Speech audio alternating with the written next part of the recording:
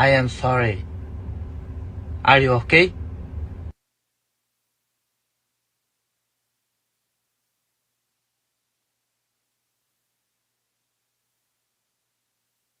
Podcast is intended for mature audiences.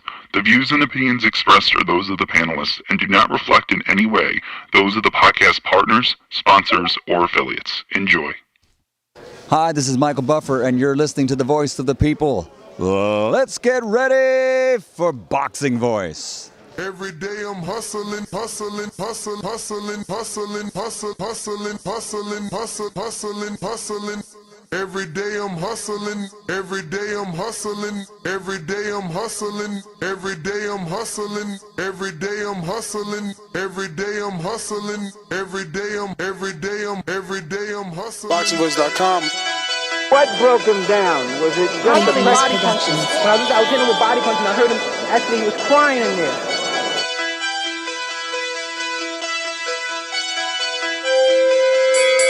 You were saying that Biggs was crying when you hit him?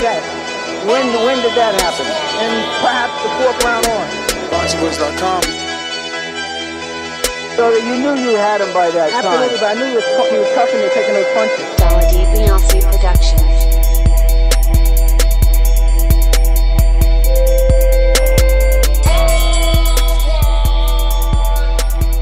Making women gestures like, Let's go, champ. The champ. What's up, what's up, what's up? Welcome back, ladies and gentlemen. Welcome back to another edition of the Boxing Voice Radio. I'm joined alongside Two-Tone, the superstar, Arizona's own. I am your host, Nestor Gibbs, and we're back to discuss the welterweight division. Things have gotten very interesting, and the question now is, did Eddie Hearn fail Jaron Boots Ennis back-to-back? Because listen, he ain't get him the unification fight with 3 available welterweights. We talking about the WBO welterweight was available in Brian Norman. Mario Barrios does not have a signed fight, and neither does Amanda Stenonius. Then on top of that, you don't win Boots' purse bid, which means if Boots decides not to vacate the title, Tone, he could end up fighting on some obscure network in wherever how do you even say his name? Chukzhadzhian's, wherever he's, like, what network is this going to be on? It could end up on Brinks and Tubi, like Alicia. You see what happened when Eddie lost that purse bid. Now that's going to Tubi. You know what I'm saying? Is Jaron going to Tubi, or is he vacating the belt? Which is crazy, because you got elevated and you made one defense. Did he even do a defense? Was Karen a defense? Karen was a defense. It was, but it was defense. emailed. He got emailed the belt, then he defended that email belt. I mean, because the rumor is they trying to move him up. They might move him to 54, but it's nasty work. It's not looking good right now. Like Eddie, he did what he had to do. The first purse bid for the Cody Crowley fight, he blew that out the water, and his newly signed welterweight potential superstar got a big fight in his hometown. So I'm sure Ennis and his team thought, Eddie's got us again. We gonna bring this one to Philly. But by losing the purse bid, you can't go to his hometown. You gotta go where the promoter of the purse bid who won decides, which means, you know, does this end up in like Uzbekistan or Kazakhstan, or what network? You know, look, nothing is final as of yet. There still has to at least be a signed contract. We need to get a signed contract, and we also need to have there is something else. I'm going to look for it in this article. There's 2 things, the signed contract and, the 2 checks have to clear, right? Like both checks have to clear. So if that doesn't happen, then obviously it'll get reverted, and maybe, you know, Eddie can take over the rights. But as of right now, this fight could end up going to Germany, because that's where Chukzhadzhian claimed the decision over Harry Scarf. Now, I would have to check if Harry is from Germany. I'm throwing that out there as that's where it took place last. But it ain't looking good for Ennis, man. it looking like he might end up vacating his belt if things don't work out. Yeah, man. Vacate. You've been wasting our time at 147. You didn't want the Brian Norman smoke. I can't believe that fight wasn't made. It's not like both of them is superstars in the sport of boxing. That was must-see at the highest level. Go up to 154. Fight Madrimov in November. Go ahead and do it. See what you can do against Madrimov. Go up to 154 where the smoke is at. So what I was looking for is this paragraph. Ennis' next move, meanwhile, will be decided in the coming days. The final bid is not validated until the sanctioning body receives 2 separate percentage deposits and a signed bout agreement. Should Ennis vacate, Chukzhadzhian or Chukzhadzhian, whatever. Let me try this with Siri. Just carry him. I don't know. I know, you know who says it very well? Tip Bellis says it very well. He practiced that. But if not, he would be ordered to face the highest ranked contender available in the IBF 147-pound division, which I am checking could potentially end up being Conor Benn, which would work out for Eddie Hearn. Number 2 is vacant. Number 3 is Conor, which magically appeared there. Let's be real. So, he just showed up like last week. So that works out for everyone at Matchroom. Then you get, Boots to just move on up, and you leave that belt for Conor Benn to fight Karen. All of a sudden, the Karen fight with Conor becomes a fight worth doing. Facts. Because now it's Conor's first time being a world champion, but yeah. So if he did move up, wouldn't Madrimov be the easy choice, being that Madrimov's with Matchroom? It would be the easy choice because he's with Matchroom, and it would also be the easy choice because he's already worked with Ales Sheik. Maybe Ales Sheik wants to give him a return. You got guys like Sergey Bokachuk that believe he won. Maybe some other Europeans believe he won. Maybe Ales Sheik deserved he felt he deserved better scorecards, and gives him that return bout. That's a good fight for Boots. It's a way to make a statement. You beat up on the guy that Crawford fought. If you do it better, you continue to build demand for that potential big fight with you and Crawford. I like that. But it is bittersweet, right? Like, I am kind of not disappointed, but let down that he won't get to fight any of the other welterweights. Like, we won't get Stanionis, we won't get Barrios, and we sure ain't getting Norman. So, that's a lot of fights that we had considered. Maybe the Norman is the freshest, but certainly we always thought of at least Stanionis, Virgil, and Barrios. Yeah, 100%. But the common denominator and the common factor is he wasn't over there with the Haminator, the PBC gangbangers. If he was over there at the PBC, he would have had Stanionis from Game of Thrones and Mario, new Daddy Barrios. I mean, you want to believe that, we want to believe that, but there's PBC guys over there that can't get PBC guys. So, it's one of those stories, but we'll probably be doing a PBC show tomorrow on the rollout. Right now, we're talking the welterweight division. Anybody that wants to call in, the phone lines are open if you want to call in via Discord or Twitter Spaces. We are talking Eddie Hearn not winning the purse bid. Did he fail Jaron Boots Ennis back-to-back? Remember, Ennis had failed negotiations with Barrios, Stanionis, and Brian Norman Jr., which put him in the position where he has to now face his mandatory challenger, because had they been able to secure one of those fights with the names I mentioned, the unification rule would have trumped the mandatory rule, and we could have obviously gotten a unification and had that, mandatory be pushed back. That wasn't the case because they were not able to secure an agreement with any of the other champions for whatever reasons, man. Not our business. but there are plenty of rumors as to why it wasn't able to happen.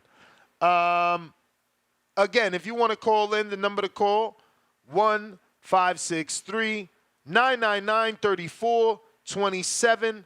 Press 1 time to voice your opinion.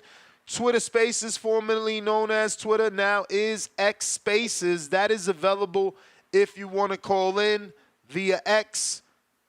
And we also have Discord available as well.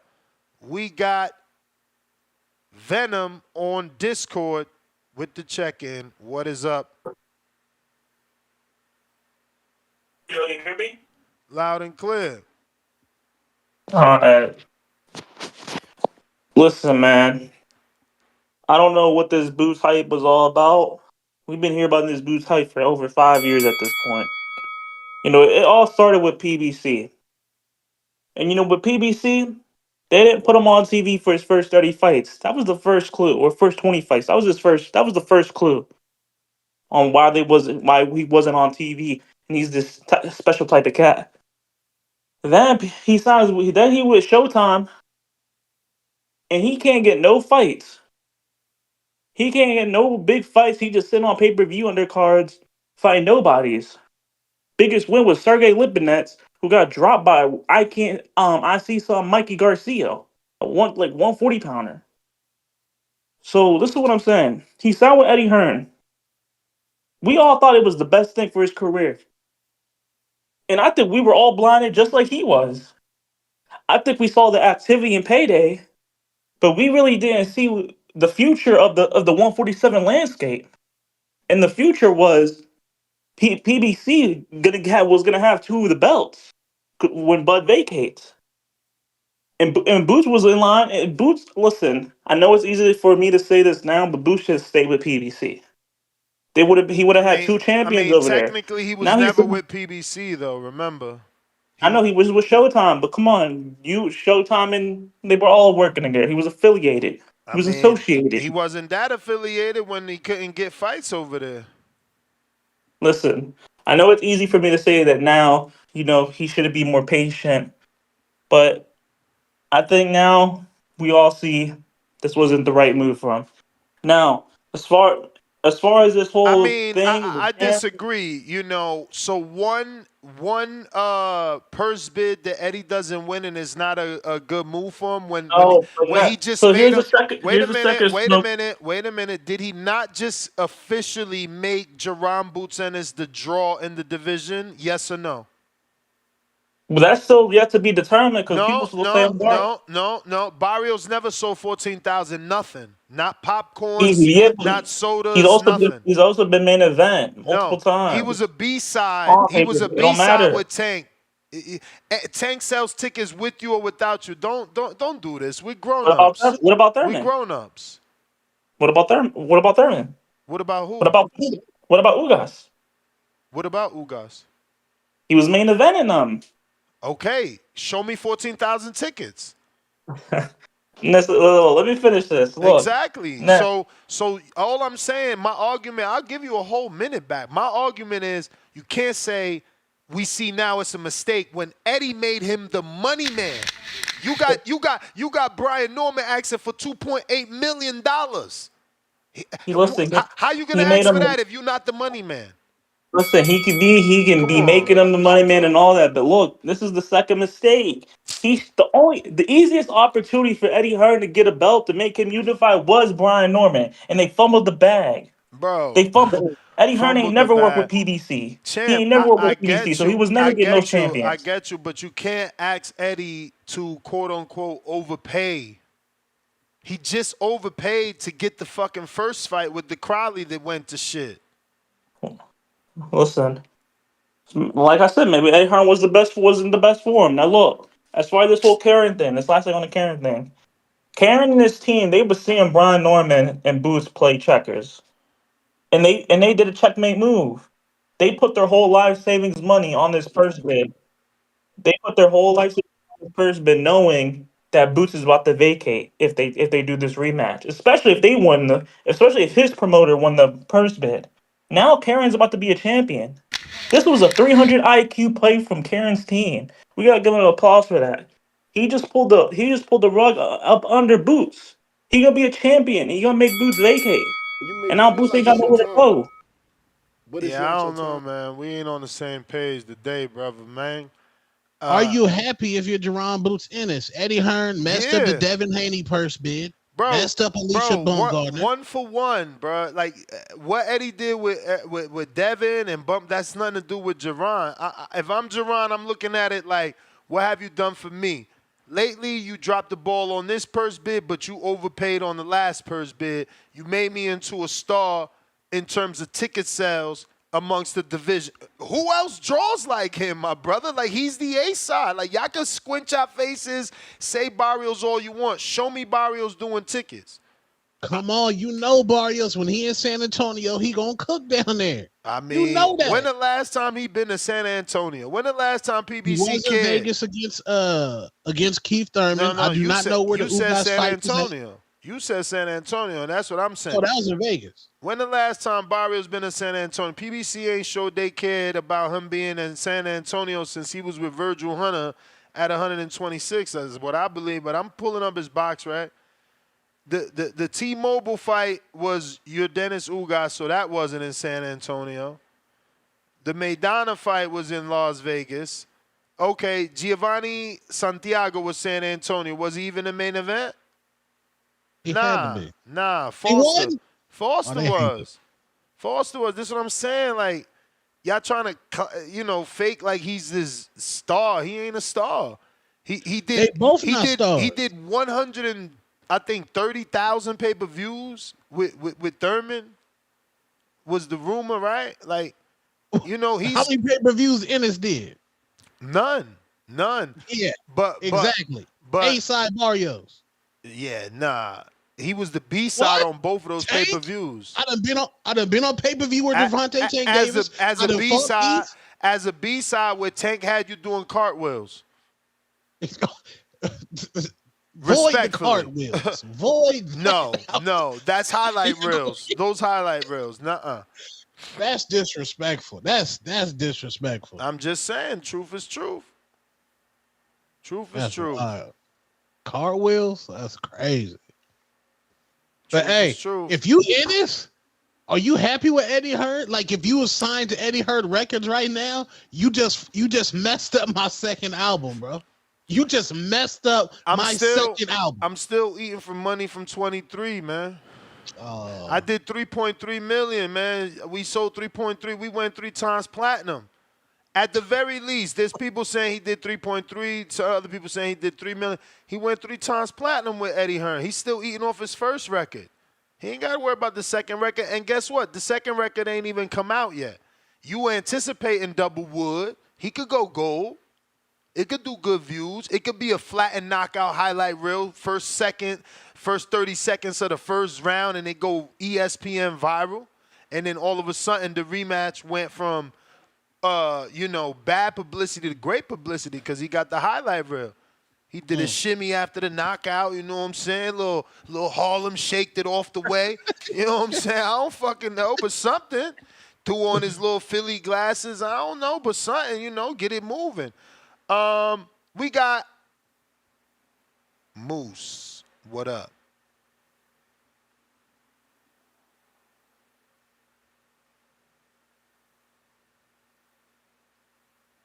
Moose. Check 1 2. Check 1 2. Check. Yeah. Shit. Shout out to CYP. You know what I'm saying? Shout out to USC. They put the flip flops on LSU. Shout out to J Mac and J motherfucking T.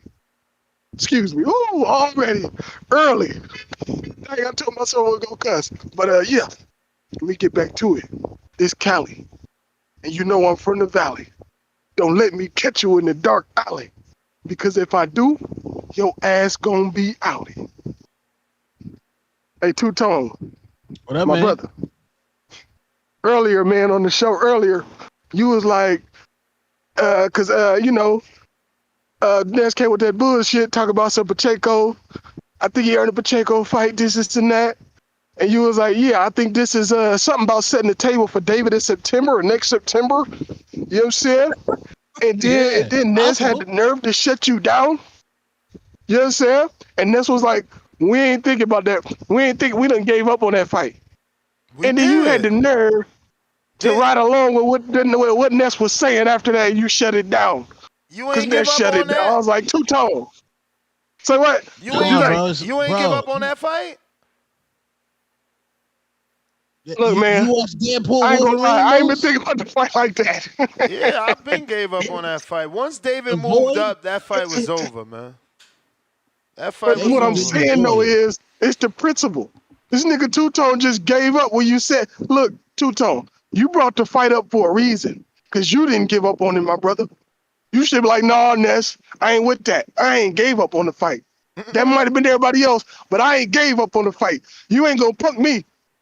It ain't got nothing to do That with nigga punk you. That nigga Ness take your lunch money. Oh, here we go. bro.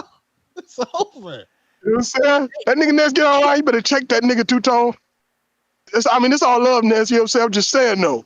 You can't let Ness run you up, he'll run your ass over. Like a bulldozer. Is he talking You know what I'm saying? about?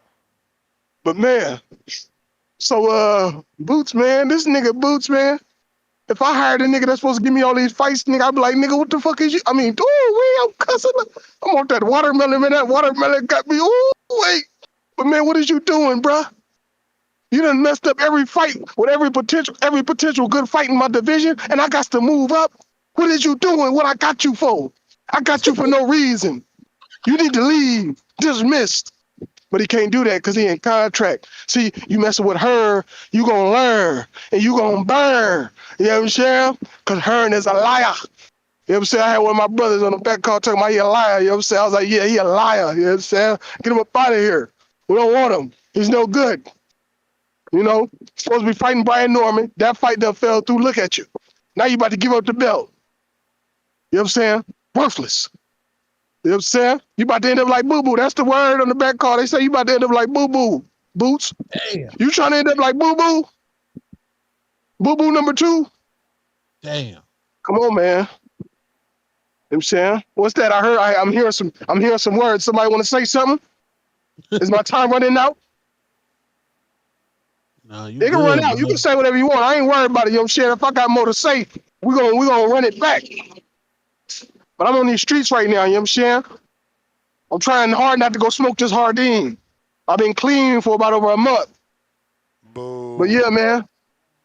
You ain't clean. You dirty.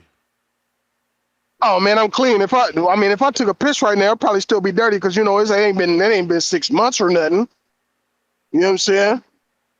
But I'm trying not to do it. You know what I'm saying? I'm about to chill with a shorty tonight. She be smoking. So I might go ahead and, you know what I'm saying, roll up one time with her. Yeah. Oh, damn. Yam peer pressure is wild. Yeah. Man, over this year alone, I had no numbers in my phone. I got 3 girls' numbers in my phone. Can't nobody tell me nothing. Okay. You know what I'm saying? I'm on now. I ain't smacked nothing yet, but it's going to happen. I'm on now. You know what I'm saying? Shout out TBV. Shout out Ness. You know what I'm saying? It's all love, though. You know what I'm saying? Shout out Two-Tone the Superstar. Yeah. But it's not your time. All right. Drew, what it do?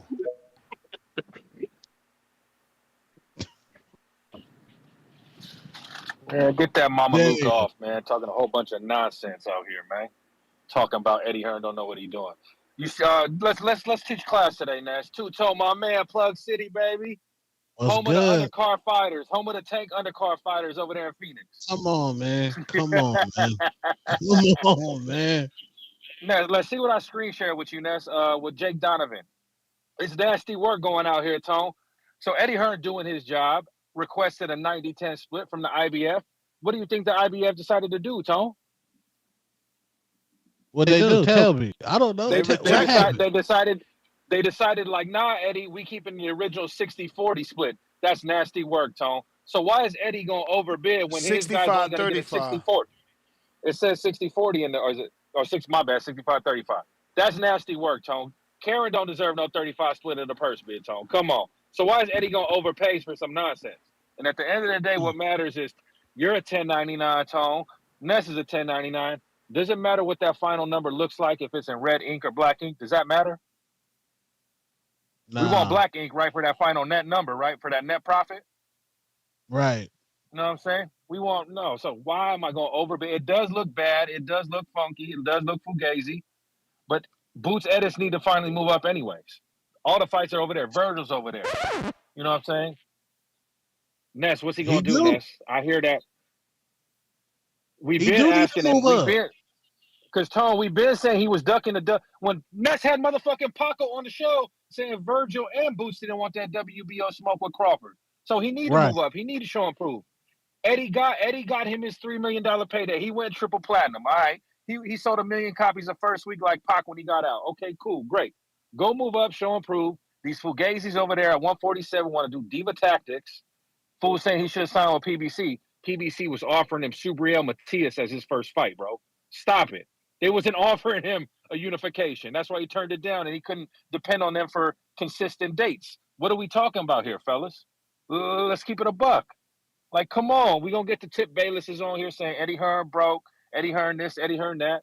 I really think, though, Tone Ness, that Boots saw that fucking Shakur Stevenson Puerto Rican payday that he got from Riyadh season. Like, hold up. Shakur getting 5 M's. He ain't selling 14,000 tickets like me. Come on, Eddie.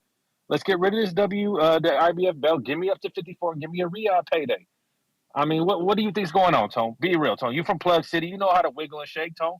Don't be musty, Tone. Don't be Jay Reed. Keep it real, Tone. What's going on behind the scenes, Tone? Tell me. He better get that Madreamov bag. That's a bag right there. Exactly. So why am I going to fritter with these nickel and dimes from this Karen Chukzhadzhian, Mama Luke, or Mario Barros, or fucking Amantis? I don't sell 14,000 tickets in Lithuania, Stanionis.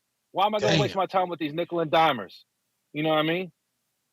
Come on. Let me go fuck with Turkey a la Sheik. Let me go get that Riyadh bag, and let's call it a day. You know what I mean? But that's my call. I'm waiting for the Sip Baylesses and the C-Dubs to come in here talking that nonsense. But Ness, real quick before I go out, I saw you put the vote up to the community, Ness. They want to talk about Eddie Hearn more than they want to talk about the rollout, and it took 10 months to get a free card on PBC. Come on, man. You motherfucking nickel and dimers, man. That's my call. And that PBC card. And in the house that Jake Paul built. That's wild.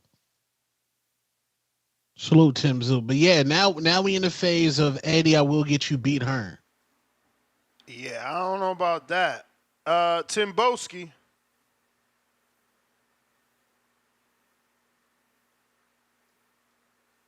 Yo. Yo, Wagwan. Salute to Tone, Nestler, you get me? Wagwan, salute to the TBV community, you understand? Shout out South London. My boy Retribution in the building. Why busy? Let me get down to this, man. It's kick the UK man whilst he's down hour. You understand? Like Drewski said, you know, C-Dub, Tip Bayless, C-Dub's, that's my guy. But Tip Bayless, you little rat brain fool, you're gonna call in and start blaming, pointing fingers like when the nail shop. Oh, it's Eddie Hearn. They can't wait. That's what I'm saying to you. Well, listen to this. Guess what? And Two-Tone, man, that's another bullshit lie as well, talking about get you beat Eddie Hearn. What are you talking about, man? And by the way, though, Two-Tone, what you said about Stanionis, that was funny. What do you say? Amantis, Game of Thrones, Stanionis. That was funny. That was fucking funny. But back to my point. Back to my point. This is ridiculous, man. This is what all you US fans and Americans are waiting for. You're waiting for the demise and the dramatic fall of Eddie Hearn. Well, guess what? It ain't going to happen. It's not going to happen whether you like it or not, man. All your top guys are coming over here for a reason. It's as simple as that.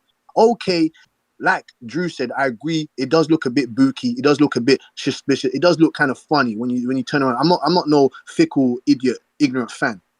But when you've made multiple bids and you've tried to get your fighter to fight, and you can't force a guy to pick up a pen and start signing stuff.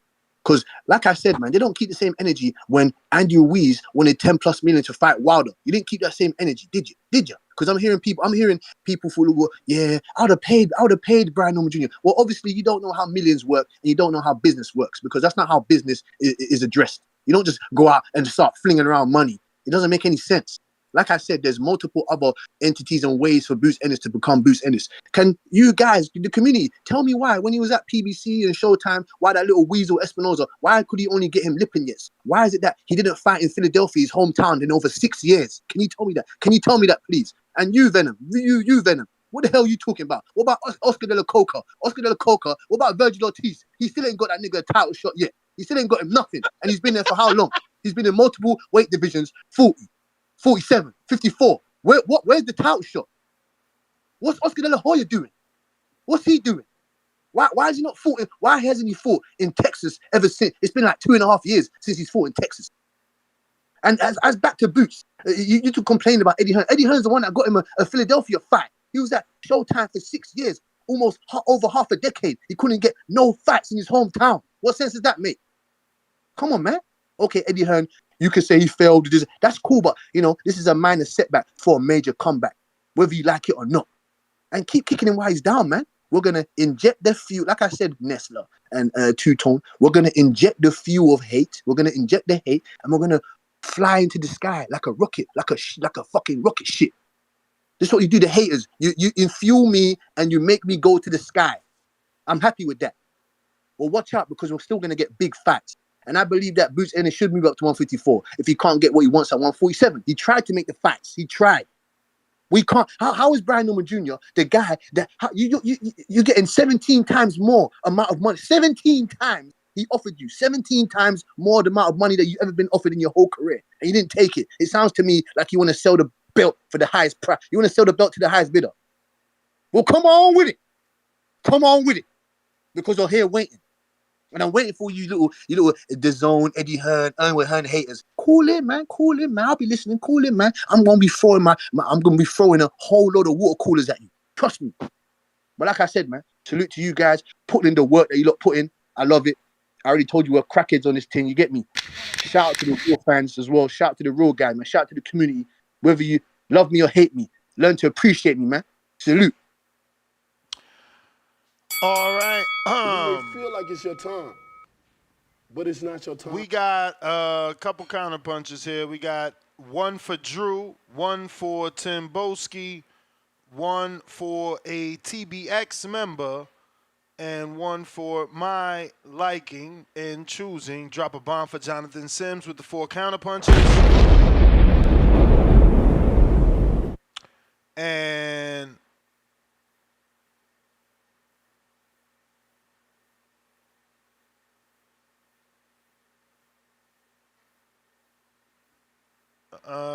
looks like we got John Cervantes. Welcome to the prospect level. Years of lurking, $2. Stanionis duck boots on PBC, though. He had offers. Leonard Sterling, 5-pounder. Matchroom has Ben, number 3. Crocker, number 5. Donovan, number 6. If Boots vacates, it's probably going to be Karen versus Sasaki, number 4. Crocker and Donovan as an agreement to fight. There you go. I think it'll be Ben, though. Bodywork Boxing, $2. Knee pad fund for Tim Boski. And we got Jonathan Sims with the fat $20. Make sure we drop that bomb for the dub.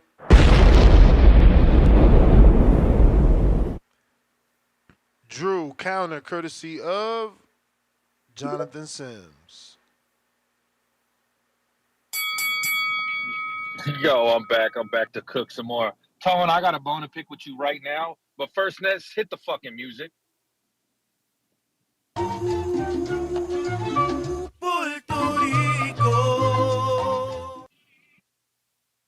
Throw them on.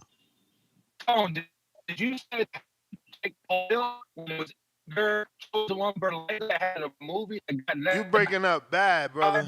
Bad. Hey, you breaking up. Oh, man. How about now? Yes. You good.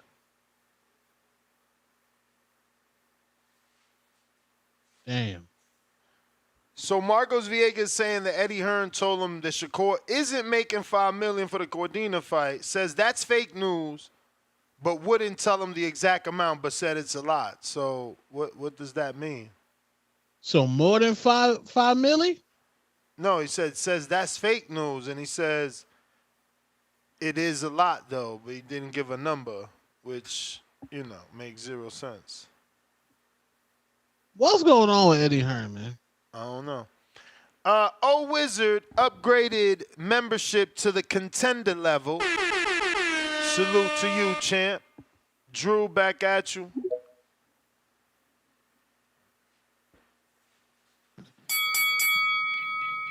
All right, here we go. I'm audio.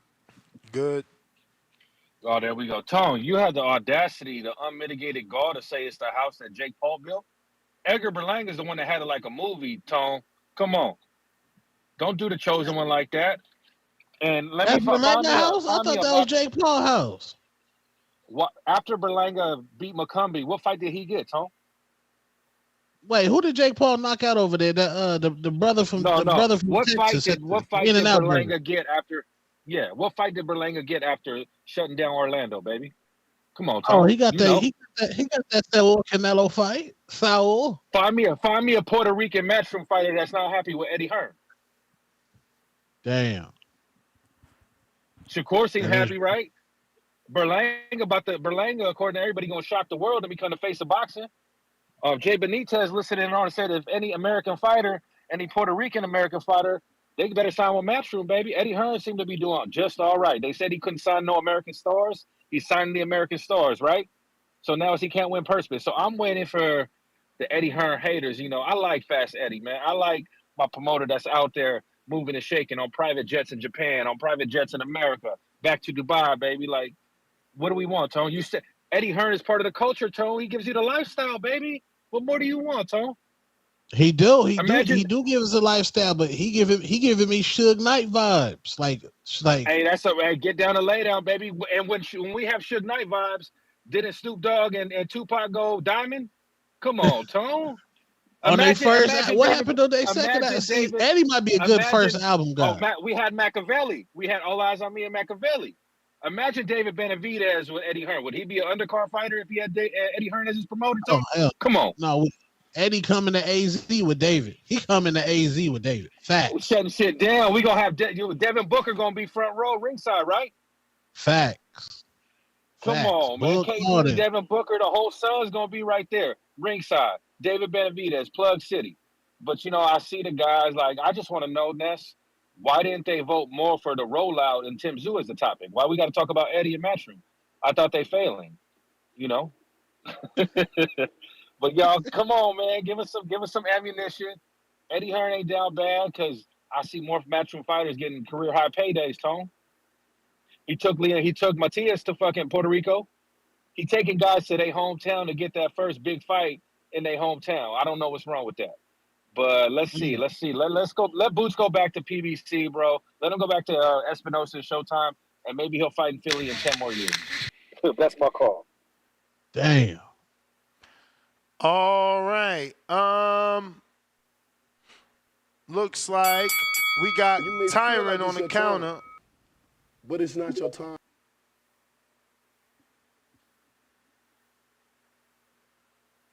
Yo, what's good, Ness? What up? Shouts out to you. What's good, Two-Tone? Chilling, man. What's popping? Not much, man. Another day, another blessing, man. Shouts out to you, man. Out of all that hate for Canelo, you showed some love today, man. So shouts out to you, Two-Tone, for sure. Appreciate it. Yeah, most definitely, man. I agree with all the points that you made, too. But as far as the topic goes, did Hearn fail Boots back-to-back? So I know about the incident with Norman Jr., so now the second incident, supposedly he didn't bid on a purse bid, Nest, or what happened with that? Because I'm just catching up with everything. I've been busy, man. Not that he didn't bid, he didn't win. Okay. So he basically just dropped the low ball in. He lost by $250,000. Okay. So how much? What was the winner? What was the winner? Can you tell me that? Yeah. Give me a sec.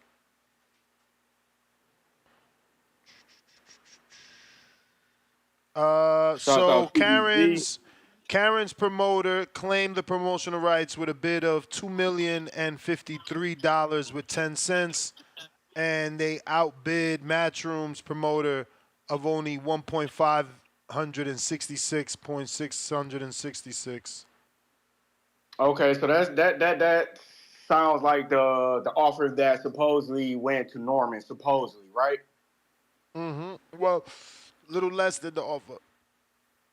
Okay. I guess you could say yes and you could say no. Eddie made that offer and supposedly things went left. And and this kind of in two-tone, this kind of remind me of the Frank Martin and Shakur Stevenson when they made the fight. Then Frank came back and was like, I need a little bit more umph. But you know what, Ness, I recall last week when you had Eddie online, before you had Eddie on there, correct me if I'm wrong, but I heard about Eddie supposedly been overpaying fighters.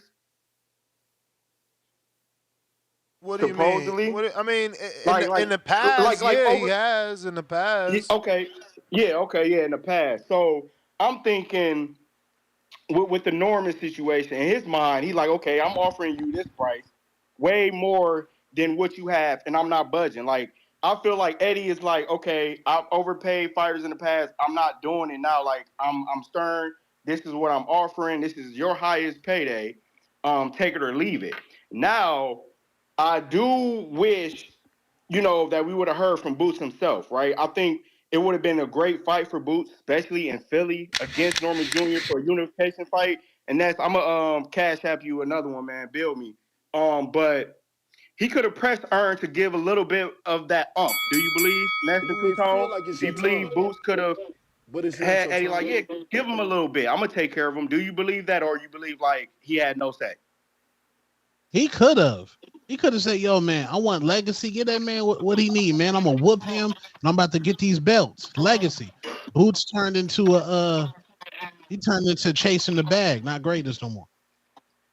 Yeah, and I feel that would have been a perfect fight for Boots, especially coming off that fight in Philly, which did great. I think, that would have been perfect for him. Now, I don't believe Eddie failed him because Eddie, he rescued him from PBC, which he really wasn't doing anything over there. I feel like PBC is the home of the A side, home of Canelo and Tank, and everybody else just fall under the undercards, I still believe that Boots can get a big fight, but at this point, it will have to be at 154. I don't see him getting a big fight at 147. He's been outgrown 147. The only guy I can see him fighting is a Teofimo Lopez, which will be a good fight and will be Boots' biggest opponent on paper.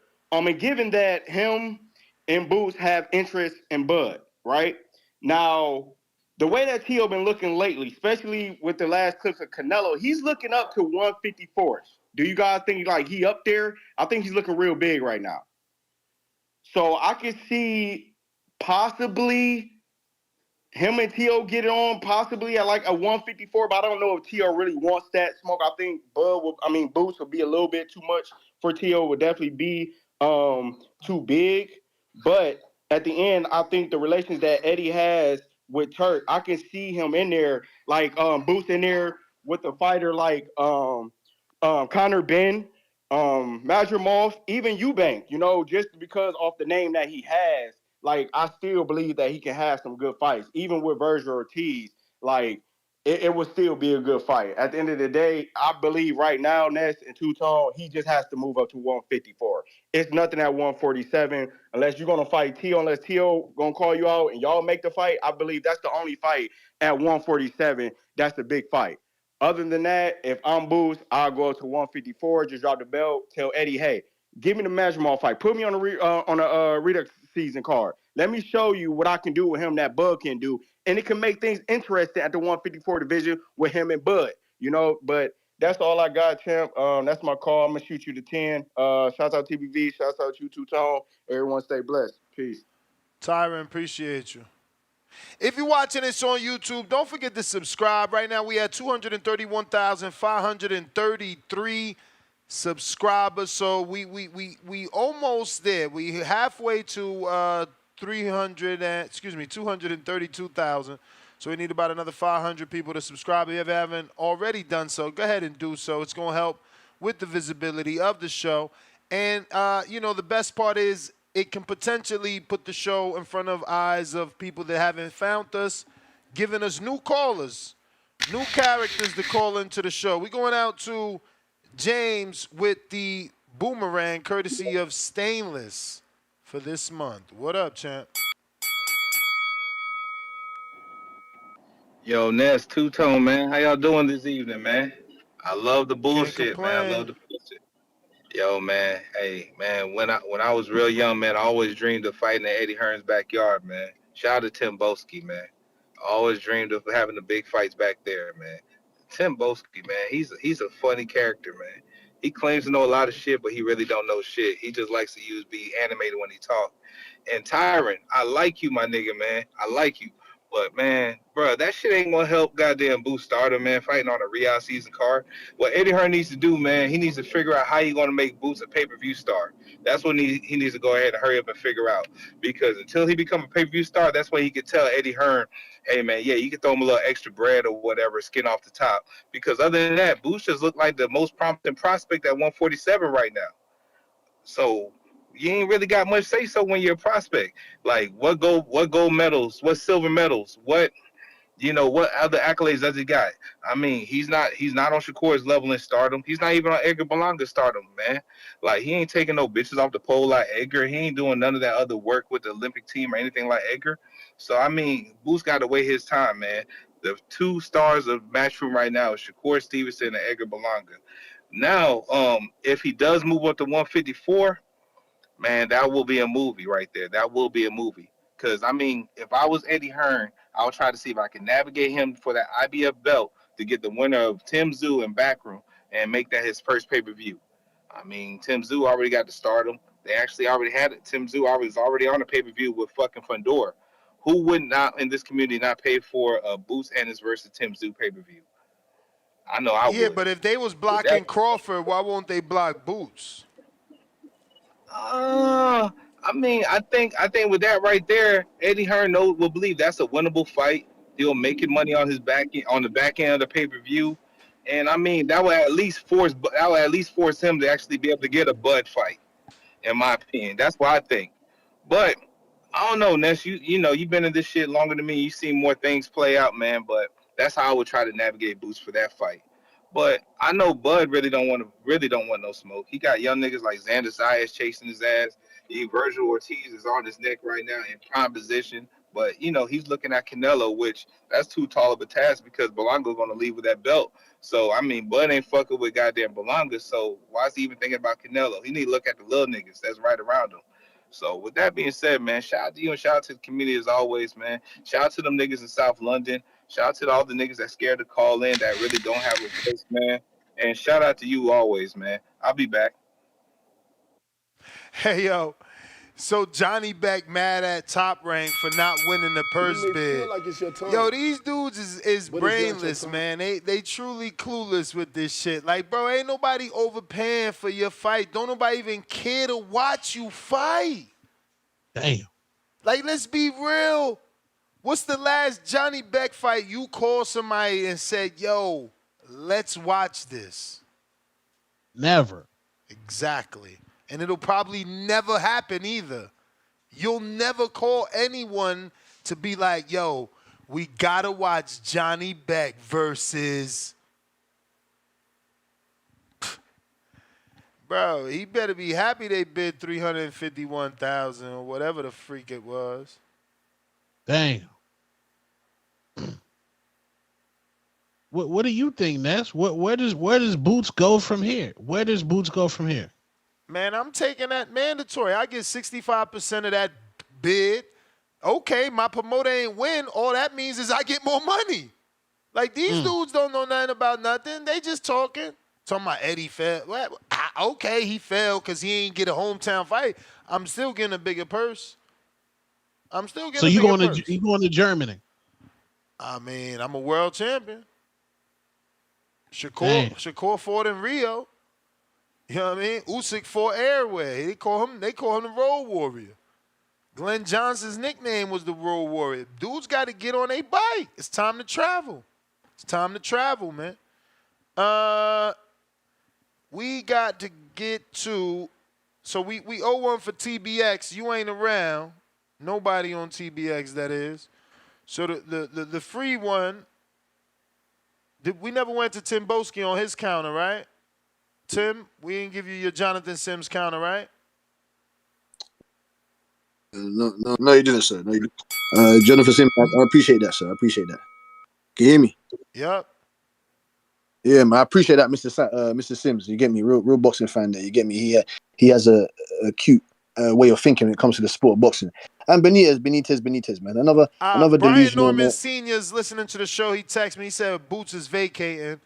Eddie is a motherfucker. This motherfucker Eddie said we called him and asked if the offer was still on the table. He's a stone cold liar. He said we have remorse for not taking a deal. That's another lie. Flat out lie. Raw, boy, like I said, things are starting to shake up in the jungle. You understand what I'm saying to you? Bellies are rumbling. People need to get fed. You understand? And Eddie Hearns and the big turkey bags are here to do that. Like we said though, we're smart. People are smart investors, smart businessmen. People are talking about they just want to chuck out money. This. Yeah, I would have paid him. I would have paid Brian. And he said he's listening to the show. So I would like him to understand, as a real true supporter of the sport, Brian Norman Jr., wouldn't you, since you and your dad, you think you got the upper hand on Boots, you know what I'm saying? You got the leverage point now. You believe that you're a better fighter. You believe that you're going to crush him up and destroy him. Why not bet on yourself like Zab Judah, Timothy Bradley, multiple other Hall of Famers have said? Why don't you just bet on yourself and come out on the other end of things? I even gave the Shakur Stevenson analogy, another example, when Devin Haney allegedly offered him 25%. He didn't take it.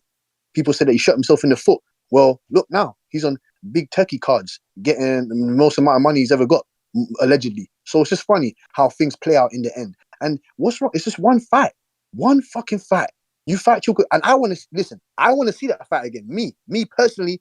I want to see that fight again. I want to see what Boots can do against someone that has credible footwork, very good footwork, not elite. Well, you got guys like stupid Tip Bayless, rat brain Tip Bayless, trying to compare Chukzhadzhian's footwork to Lomachenko's footwork. You stupid fool! You better call in here now and explain to the people what you was talking about, because his footwork is nowhere near the level of Lomachenko. But back to the point. Like I said, I would like to see Boots in there with see what he could do away from, like you said, Ness. He better pack up his bags and get to being a road warrior, a real world road warrior, because that's what it's about. Going across the world, traveling everywhere, America, United Kingdom, Europe, Asia, and getting the job done. Africa, wherever you're going, real road warriors. Shout out to the real road guys. You get me? Roy Jones, multiple other guys I can even put, you know what I'm saying to you? But let me not even get there. Like I said, man, it's not a setback. You just need to, survey all the ventures, see what we can get out of there, because Eddie Hearn's doing a great job with Boots. We haven't seen a guy smiling, happy like that in years, man. The last time he fought in Philadelphia was in 2018 against some nigga called Serrano, man. We don't want to see that. We want to see him back in Philadelphia with a top level competition, or wherever in the main points of America, or even over here in the UK. We want to see him. We want to see him in important places. You understand? So it is what it is, man. It is what it is. Like I said, man, they're gonna keep hating on Eddie, keep hating on the Turk. That's well, the without Eddie player. and Turk, what will happen? Huh?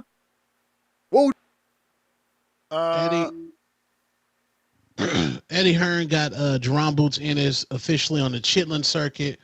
And please stop mentioning people with Earl the True Spence. Earl the True Spence made sure he cleaned up his side of the street and when picked up each belt one by one, and he went ahead and ran the fade with the #1 pound-for-pound fighter in the world. Stop comparing people to the big fish who went through 9 car accidents, eye surgery. Stop it, bro. If it was about legacy, you would have went to Brian Norman and said, yo, give this man whatever he wants. Come to Philly so I can cook you in front of Gilly Wallow and Joel I'm hurt Embiid. Nasty word. Nasty. I got this quote. It says, this is context to what Brian Norman is saying. Brian Norman Sr. is saying Eddie is claiming. And I quote, anyways, unfortunately, Brian Norman's team, who are borderline circus act, are now coming back, and I quote, oh, actually, we'll take that offer. And it's like, mate, they, the IBF, called the purse bids. Under the IBF rules, you can't get an exception when they've already called the purse bid date. So Now we're going back to the IBF and we're saying, are you sure about this? Is there any way around it? Because I actually think Brian Norman actually realized to himself blindly, I've dropped the ball. I'm going to lose a fortune here. It's frustrating, and I think it's frustrating, and I think the most frustrating thing about the IBF, and I love Darryl Peoples, I think he's a great guy. They won't just have a sensible, common sense conversation. And when they have had those issues many years ago, they preferated of going against their own rules, which I guess some might say is refreshing. Yeah, I mean, I thought Hearn could get an extension, but I think Norman believes Eddie is lying, and I think what is happening is Eddie is taking partial quotes from you, Senior. Remember, you did say you would take the original offer in Las Vegas. He's just not publicizing the Las Vegas stuff because, the day that he jumped on the show, you did say you would take the 1.7 in Las Vegas. And then I contacted him and told him that you would take that. So, he could be quoting you based off that. Remember. That being said, we got Moose with a counterpunch.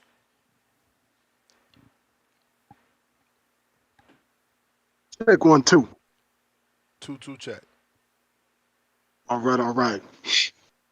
Yeah, man, shout out to Jay Benitez, man. You know what I'm saying? When it comes to this Brian Norman Jr. thing, you know what I'm saying? We on the same side. That's my guy right there, you know what I'm saying? But I heard him, he said something, and Timbo said something, but I got caught up in something else, so I forgot what the hell I was going to say. Oh, yeah, your account, man. Yeah, I know. I have my wife on support. But this happened before. I don't know, man. They be blocking me. Yeah, they hating, man. They trying to block the blessings, you know what I'm saying? They be hating, man. But luckily, I got that backup account because for a minute, I didn't know what to do. I was starting to panic, man. I was like, hold up. You can always go to and YouTube. I was like, okay. It's all good. I'll just lose that 30% until we take care of it. But YouTube is always there. Okay. Now, yeah, man, on this Boots thing, man. Damn, it was something. Ooh, what was it? Okay. Now, Boots. Him, okay, he dropped it. He got it. Okay, he might have to drop the belt, right? I'm trying to jog my memory. He might have to drop the belt. Oh, he might. He can no, fight in Germany somewhere, and or he could go up to 154 and vacate. Okay, and if he fight in Germany, he's gonna fight Chukzhadzhian. Facts. Am I correct? Okay. That's a sparring match. Don't nobody want to see that. But at the same time, when that fight had happened, shortly after the fight, there was people saying that there was things that Boots, that it's more that they wanted to see from Boots. But Chukzhadzhian, let me tell you, that boy, he got some footwork on him. That's not easy.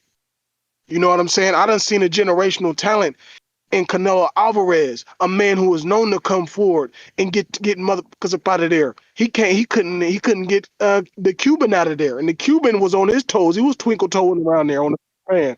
You know what I'm saying? And Boots had to go through a similar thing, so I ain't, I wasn't mad. You know what I'm saying? I really wasn't mad. I was happy that Boots got the win. You know what I'm saying? Really, I've always been a Boots fan. That's my brother. You know what I'm saying? When it comes to Brian Norman Jr., there is no other. You know what I'm saying? He don't want that work because he'll get smothered like some ribs. You know what I'm saying? But man, I still ain't remember what I wanted. Was something I wanted to touch on. I'm ranting and rambling, hoping it come back to me. It ain't came back. I don't know what I'm gonna do, y'all. Don't let Brian Norman go undisputed. Undisputed. He ain't look, now 154. It's something. Look, I don't want to doubt my guy Brian Norman Jr., but I feel like Boots would do better at 154 than Brian Norman would. But I feel like Brian Norman could beat Boots possibly at 147. That might be a height thing. I don't know. That shit still ain't came back. It's all good. Shout out TBB. Shout out Ness. Shout out Two Tone. Shout out the whole family. You may feel like it's your time, but it's not your time.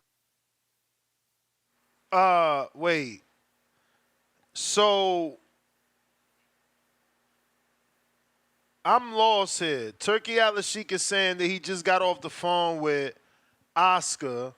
We had a long talk. Therefore, I decided the card of the Latino night in Riyadh season with our partners Golden Boy will be free on TV networks and platforms all around the world. Any TV network or platform and TV and cable TV. But what fight is he talking about? Talking about that Williams Zapata Tevin Farmer card. Oh, okay, because I thought he was talking about the Barboza Ramirez. I thought they was trying to sell that at first. Ain't that on the same? That's on the same card. Really? Yeah, Barboza Ramirez, Zapata Farmer, some more people up on there. Hey, yo, they wildin', bruh. They was trying to give that as pay-per-view? See. Oh, nasty work. Oh, my God. Who's work. the main event? Was it what's his homeboy? The cruiserweight Gordo? What's his name? The cowboy hat? Oh, that's right. It's supposed to be Zordo and who is it? The WBO champ, Chris Billingsley? Yeah, Chris Billingsley. Yeah. Bro, Turkey got some. Be careful, Ness. Turkey need to get better people around him. If they originally thought that was a pay-per-view, yeah. Zuldo and Billy Smith, they was trying to sell us that?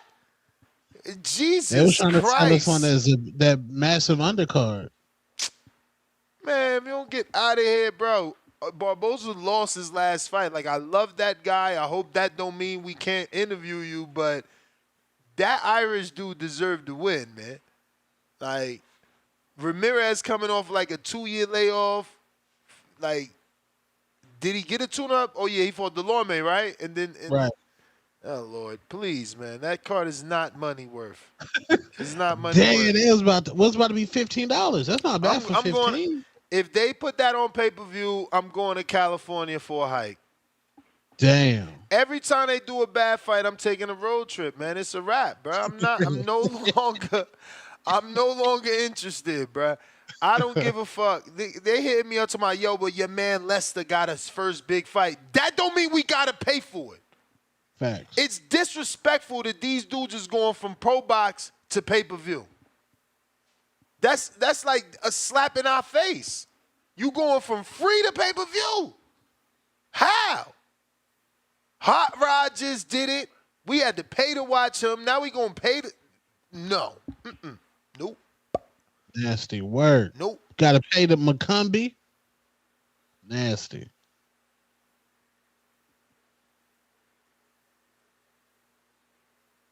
That's crazy. They was about to really charge us for that.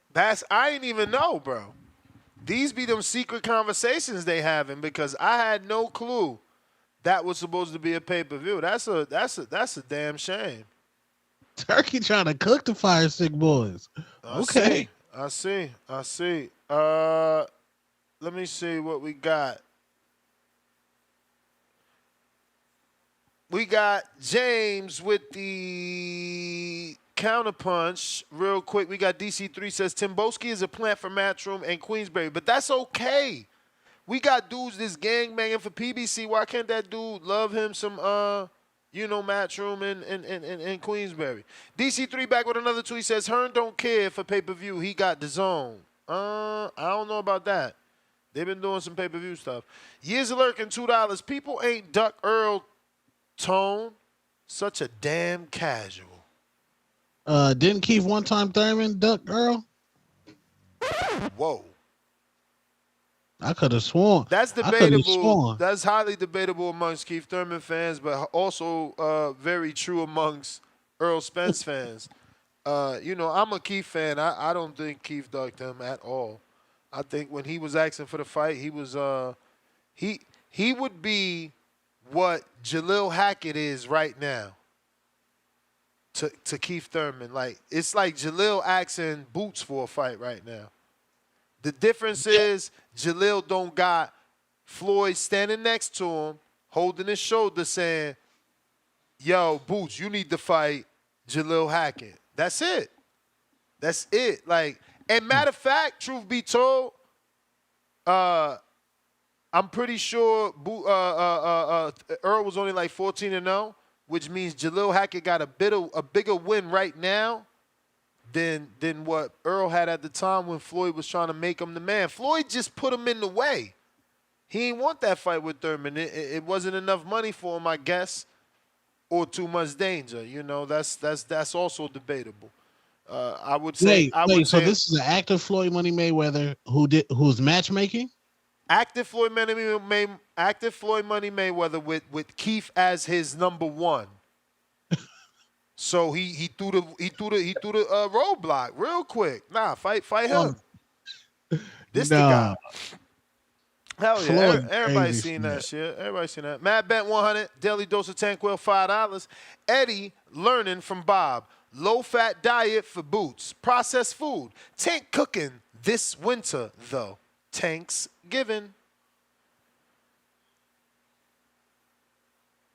New York Giants for life $5. Boots versus Bukacek. First fight at 154.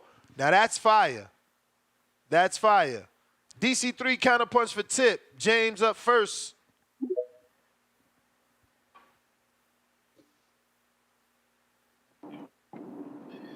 Yo, Tone, you funny as shit, man. But Keith would have fucked up damn Floyd's legacy, though, man. That's a fact. You know, but it is what it is, man. But Ness, you kind of got it wrong a little bit. You said Floyd and Earl is like Jaleel and Boots. Nah, it's more like let's say Jaleel trying to fight Brian Norman right now. You know, let's just go ahead and say that because that's who he's really trying to gun for. And Jaleel ain't done shit yet. You know, like shout out to him for beating Pete Dobson. You know, salute to him. But you know, like, come on, man, he ain't nowhere near ready for being on that level. But Ness, why you gonna critique so hard on the Zepeda pay-per-view? I mean, Zepeda and Zordo pay-per-view when the community damn near be buying every one of Broner's $25 pay-per-views that they've been recently having. So I mean, like, come on, we just paid for one wrong. You know, two wrongs don't make a right. Like, you know, people. I'm just saying, man, that's a better fucking card, man, and it's cheaper. So it's like, come on, man, we're gonna pay for Broner and Blair Cobbs, man, over that whole that main event in the undercard. I mean, that's good value for 15, but I mean, the Fire Stick Boys will still be out, but come on, I mean, we see that Big Turk is actually trying here, you know, so you can't justify paying for Broner over that. Other than that, Ness, man, I lose my train of thought because y'all niggas are hilarious, man. Fuck, where I'm about to go. Man, look, I'll come back later on and everything. I'm gonna have to jot my thoughts down and everything, man. I hit the gym again today, and Ness, ready to tap in with you on Saturday. You know, I'm good anytime you decide. I'm good at anytime you decide, man. And this week, man, doing 4 days a week in the gym, man, Tuesday through Friday. Then I'm gonna hit another mountain hike on Saturday. And next week, man, just be ready. Just go ahead and try to put on the show, man. That's all I'm trying to do, man. Trying to give the community what they want. I know a lot of niggas, they scared to get in the ring. I raised my hand, did a whole weight loss and a whole transformation. You know, so y'all niggas just either see me goddamn get my head knocked off or see me win. When we gonna see it? What, the transformation? Or what? What you want to see? Yeah, when we gonna see this transformation? Oh, bruh. Shit, I'll send you something right now, man. I'll send you transformation. But yeah, I'll tell man, look, I got you tomorrow, man. Say less. All right. And I'll be back. All right. We got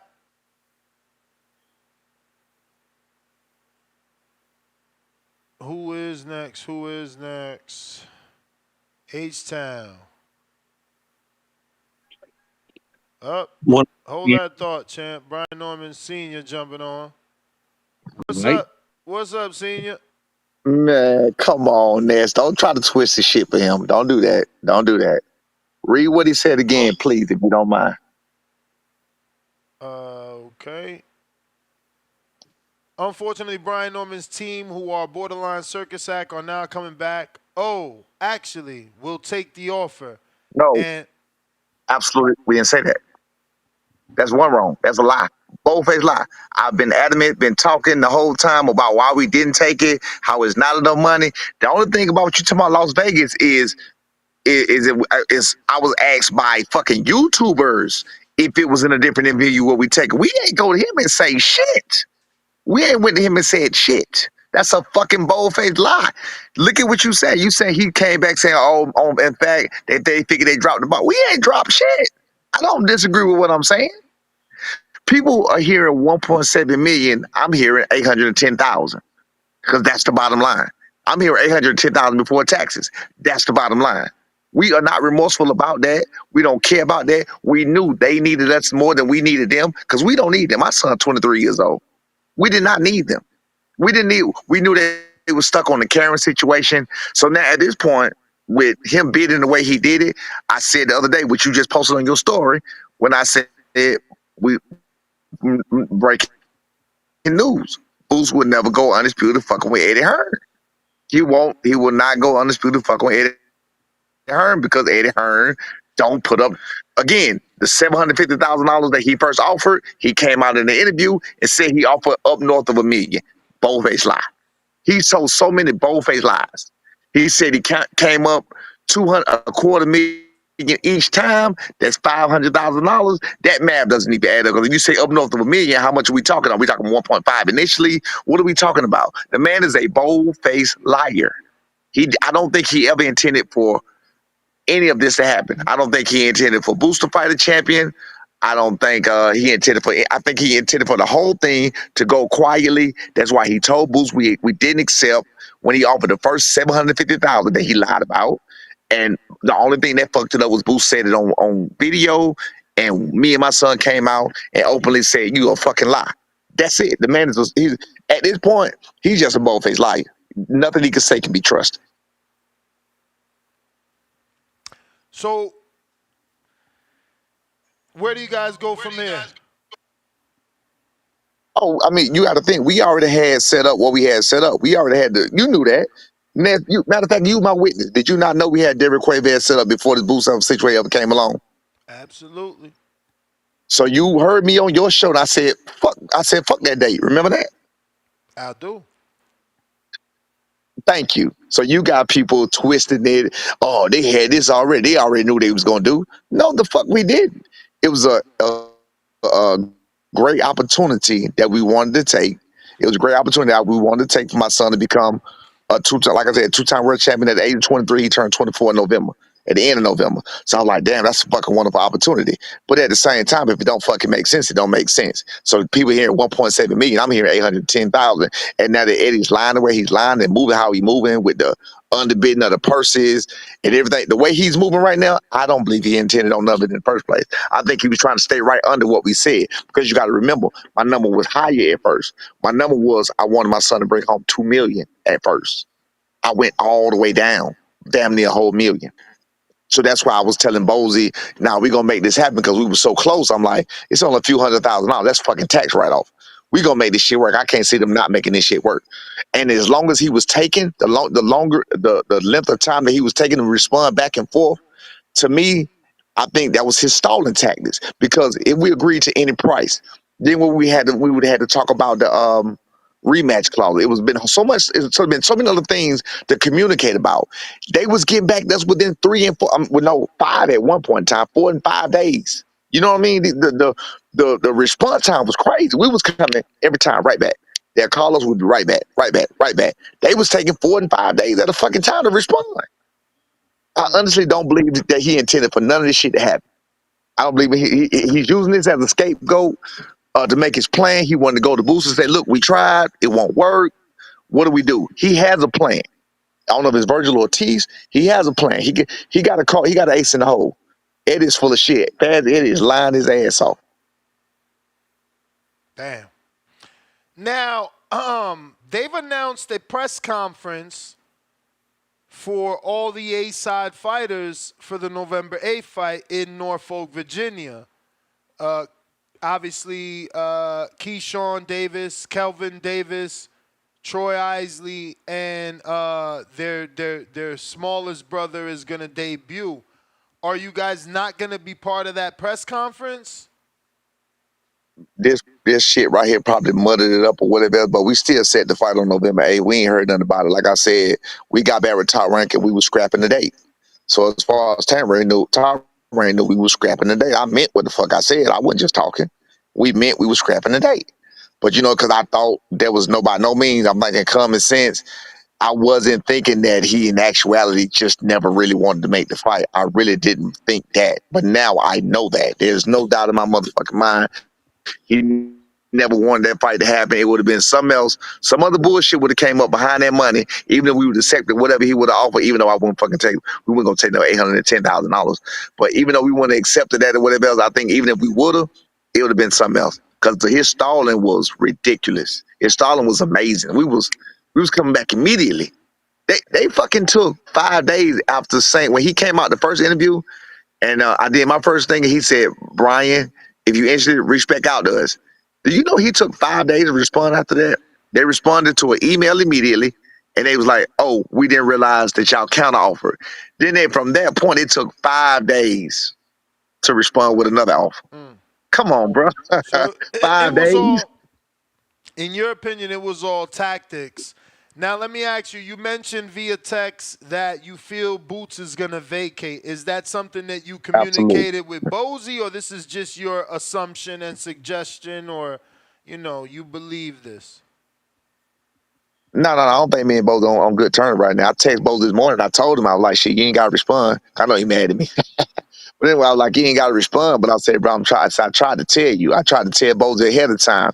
As it was going on and I was being transparent with all that bullshit, I was telling Bozy even more. I was like, listen, bro, the fight finna fall through. You can only get on him. I'm telling you, he not responding. We put it off. I said, don't let him lie to you, because they lied to him before.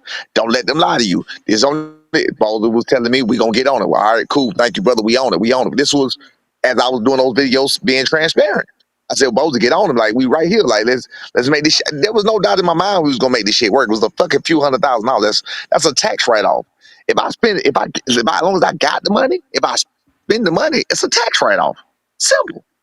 So, and again, the reason we was holding out for that amount was just really strictly based on principle that I wasn't gonna let my son go over there and do all of that for no fucking $810,000. So mine was just strictly based on principle alone. You gotta stand on something. So fuck it. OG, did you text Bozy after Boots and your son sparred, saying that Boots cooked your son? How much sense does that make? I heard about him saying that. How much sense does that make? Let me say something. If what's understood don't need to be discussed, I already spoke about the sparring session the very first time. So if what's understood don't need to be discussed, why the fuck would I just text that shit? I heard about what the fuck he said. I said, what the fuck is that to text? Now, the Terrence Crawford thing to me was a clout chase. Him bringing up Terrence Crawford and something I said about Terrence Crawford, to me, that was a clout chase. So you accusing my son of clout chasing your son while clout chasing at the same time, Terrence Crawford. Because there was no reason for you to bring up Terrence Crawford, nothing about the sparring. That had nothing to do with nothing. All of that was bullshit. And Boots did not drop my son ever in life. My son fucking knees ain't never touched the calves in front of him, nothing else. You feel what I'm saying? He hit my son in the balls one time. My son said, oh shit, clearly hit him in the balls. Just like he did fucking Avenesian, just like he did fucking Limpiness. The nigga's he's a dirty fighter sometimes. Simple as that. You can go look for yourself. You hit motherfuckers behind the head. I'm not saying that to shoot shots. I'm saying to be real. Now, it's your belief that he's vacating, right? It only makes sense. That's not. I didn't hear that from nobody. Nobody told me that. I know, but that I'm not saying you heard it. I'm saying that's what you believe. Yeah. So in my mental, the only that would. Do you understand that he's going to Germany for a few $100,000? Because the first bid, if the pot is $2 million, it's a 65-35 split. So again, with all the fees and all the other shit with him, he coming away with a few $100,000. Same situation. So he coming away with a few $100,000 or whatever. Hold on, man. Hold on. He coming away with a few $100,000, and he's gonna be fighting behind enemy territory. And if that shit go to the cards in Germany, he ain't gonna take that shit. There's no way. And I think that it really, really, I think Eddie really, really did the man on purpose. I honestly feel like it was on purpose. I feel like Brian, it was all about tell him leave that tell him leave that light on for you. That made it better. cut the light on, baby. Cut the light. But with that being said, if you think he's not in the division anymore, who does your son make that $2 million you want him to make with? No. It wasn't about me wanting him to make $2 million. It was about what I thought was I get that, but now we've moved right. on. Who else is the big fight? Now you gotta you have to find the next big fight for your son. So who do you? I'm just trying to figure out who you think is the next big fight for Brian Norman Jr. We're gonna take it how it go. I'm hoping. These are my hopes. These are my thoughts. I don't know if it's gonna happen. I don't know what's gonna happen. Don't know shit about shit. These are my thoughts. I don't think Boo's gonna because he's not gonna be able to get another fucking unification fucking with Eddie. So I believe Boo's will vacate, and if Boo's vacate, that means Karen fights for the title. Karen might win the title, or whoever else. Karen is ranked. Well, Karen would be, or whoever would be a title holder. So then we could talk to Bob or whoever else, and possibly get them to make some kind of offer for a unification bout. You know what I'm saying? Possibly, and let us try to get to our goal of trying to become undisputed. We want to become undisputed. We really do want to make this shit happen. We are about legacy. We ain't about just collecting money. We just all about being fair. You know what I'm saying? We ain't about about all this other bullshit. We just about being fair. We just want to be paid fairly. That's it. Simple as that. So when you ask me about the $2 million, no, it's not that I wanted my son to make the $2 million. It's just that I wanted him. I felt like that was a fair deal for what we were going to go through. My son being so young or whatever else, like we gonna go over there in the enemy territory and do all of that, and they was gonna take all those fees and shit. Again, if I said, that would have made sense to me. Or he could have stayed. Or he could have stayed on home territory where everything was in his favor, or not. If they try to throw him to the woods, they try to throw him to the woods or whatever else. At least we don't have like such hostile territory, like 15,000 motherfuckers against you. You know what I mean? That's a lot of people. But go ahead. What were you saying? I was just gonna ask if you think you and your team would be able to successfully negotiate a unification with any of the other two champions, with the Manchestinius and with Barrios. Yeah. I don't know about Barrios. I think Stanionis. I think yes. I think we got a very good chance that we made through this debacle. We made some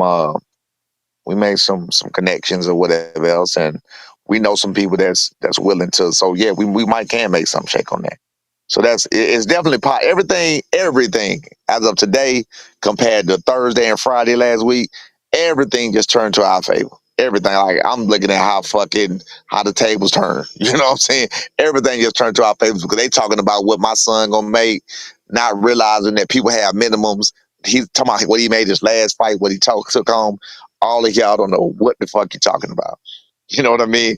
Bottom line, you have minimums when you're a champion. When you're a champion, you have minimums. His minimums went up. So quit worried about what he gonna make. He's fine. Everything is okay. You know what I'm saying? So at that point, I would rather him be comfortable and be on a comfortable playing field. If he's not gonna be on a comfortable playing field, he gotta deal with that kind of pressure. I want him to be paid for it. But I do think we can make some shake with Stanionis, to be exact. Our Barrios, he got a baby. I don't know what he got going on, but I think Stanionis is the most promising one.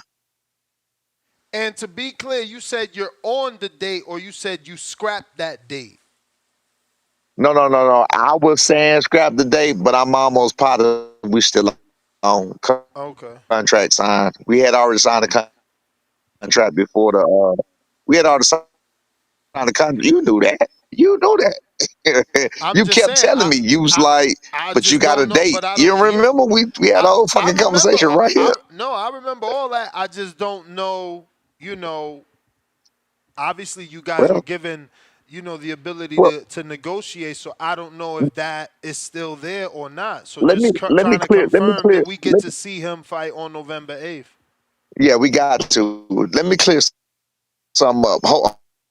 Hopefully we still got that chance.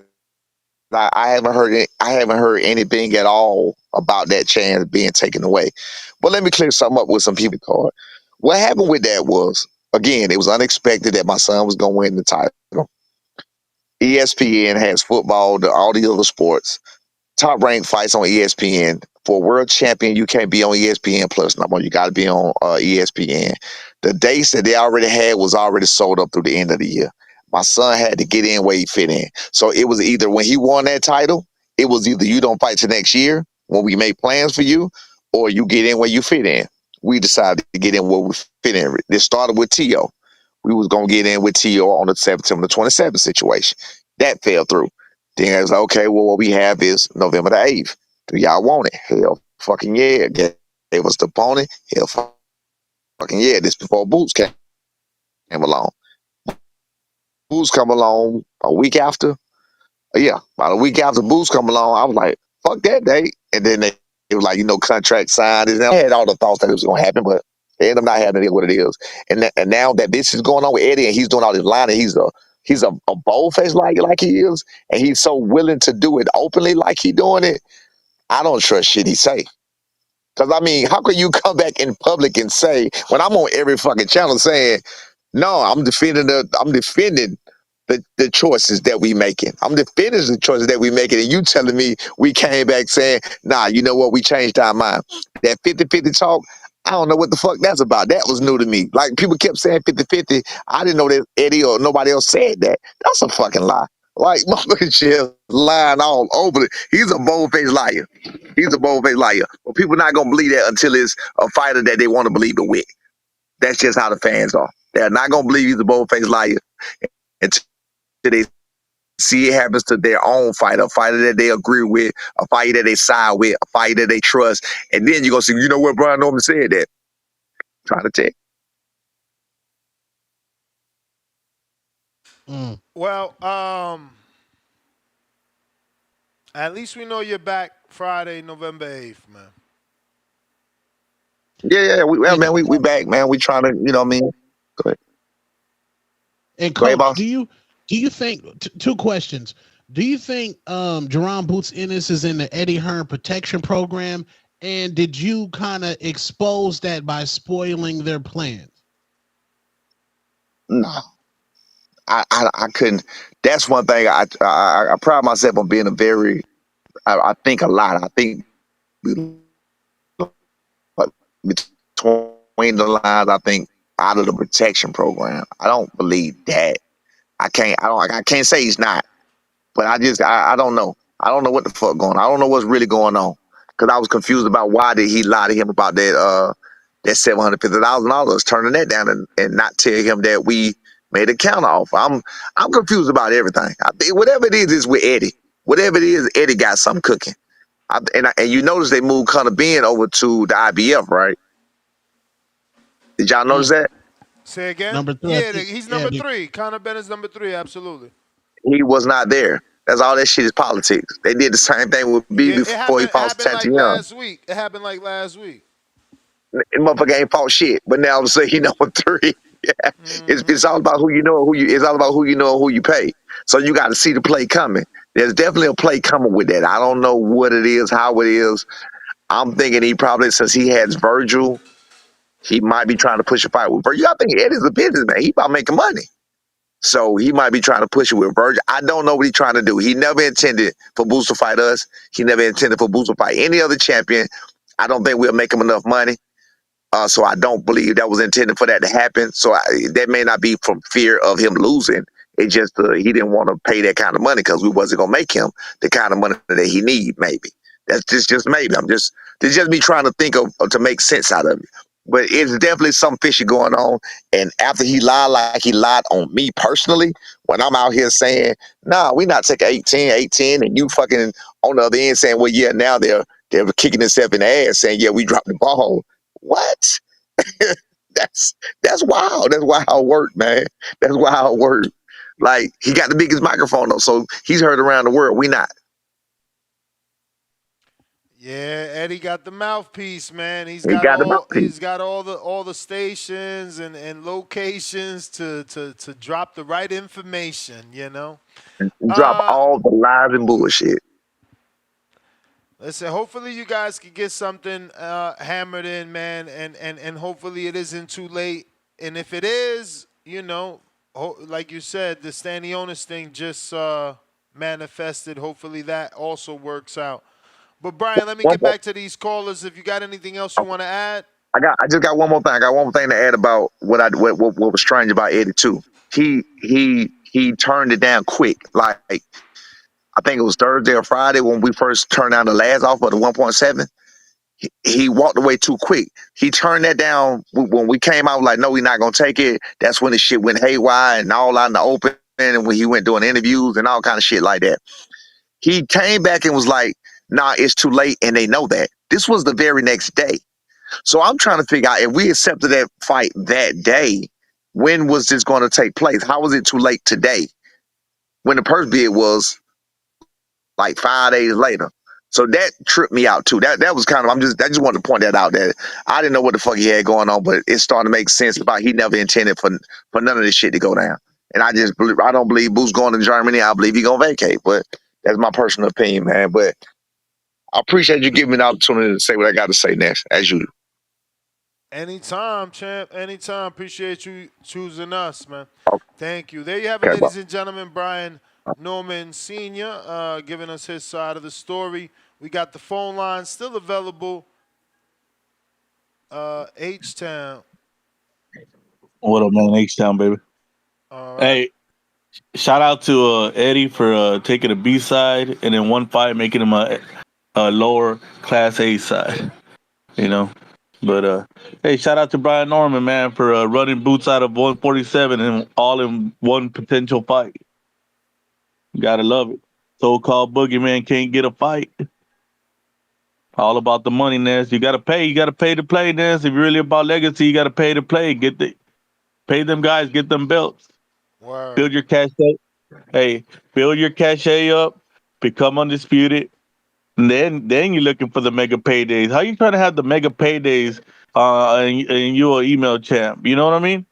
Like, come on, man. You ain't done no work yet. Boots ain't done no work yet. He wants to have the mega paydays, man. You got to call it before you walk, this. And I agree with a senior, man. Well, it's 200 more thousand. They just want to clear $1 million after taxes. You know, they want to clear $1 million after taxes. That's reasonable. You know, Eddie knows that. Eddie could have talked to Boots, been like, yeah, let's get that belt. There's more cachet for us. Next fight, we charge more because now we're unified champion. But I mean, I don't think they believe in Boots. I think he learned, Eddie's learning a lot with these guys that he's signing, and then they lose when he puts them in a 50-50 fight. You know? It is what it is, man. Some of these guys are nothing but hype. Nothing but hype. I don't believe it, man. I don't believe in boots. There's lugs boots. Lugs. They ain't no Timberlands.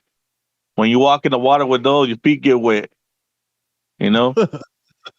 Nasty lugs. Nasty work. You know, I'm out, Nez. It is what it is, man. It's the season of getting people out divisions. They shout out to Pacheco again for running David out. I'll see you, Nez. Come on, bro.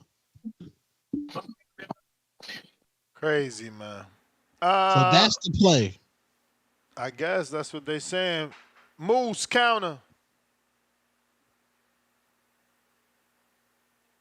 Yes, sir. I'm in this thing, right? You in here. Man, look. Shout out to Brian Norman Sr. You know what I'm saying?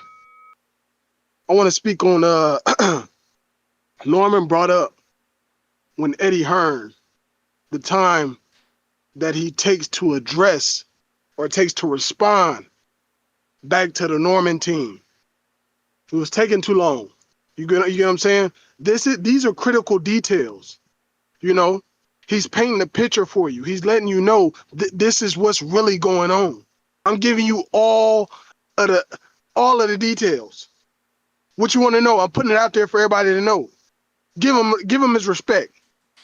You feel what I'm saying? And don't treat him like no hoe. Because he didn't have to come on the show. You get what I'm saying? And let all the truth flow. But he did it. You know what I'm saying? So shout out Brian Norman Sr. You know what I'm saying? Because Eddie Hearn and them, they really don't want that work. They really don't want that work. You get what I'm saying? Because they was going to get put on the t-shirt. You know what I'm saying? Man, I stand by the real. You know what I'm saying? I stand by the truth. You know, and the Normans, they're the truth. You know what I'm saying? That's why I had to come in the booth and lay it down. You know what I'm saying? But yeah, man. And another thing, man, Norman, he got Eddie Hearn to jump on the show. You get what I'm saying? Think about that. He got Eddie Hearn to come up here and speak.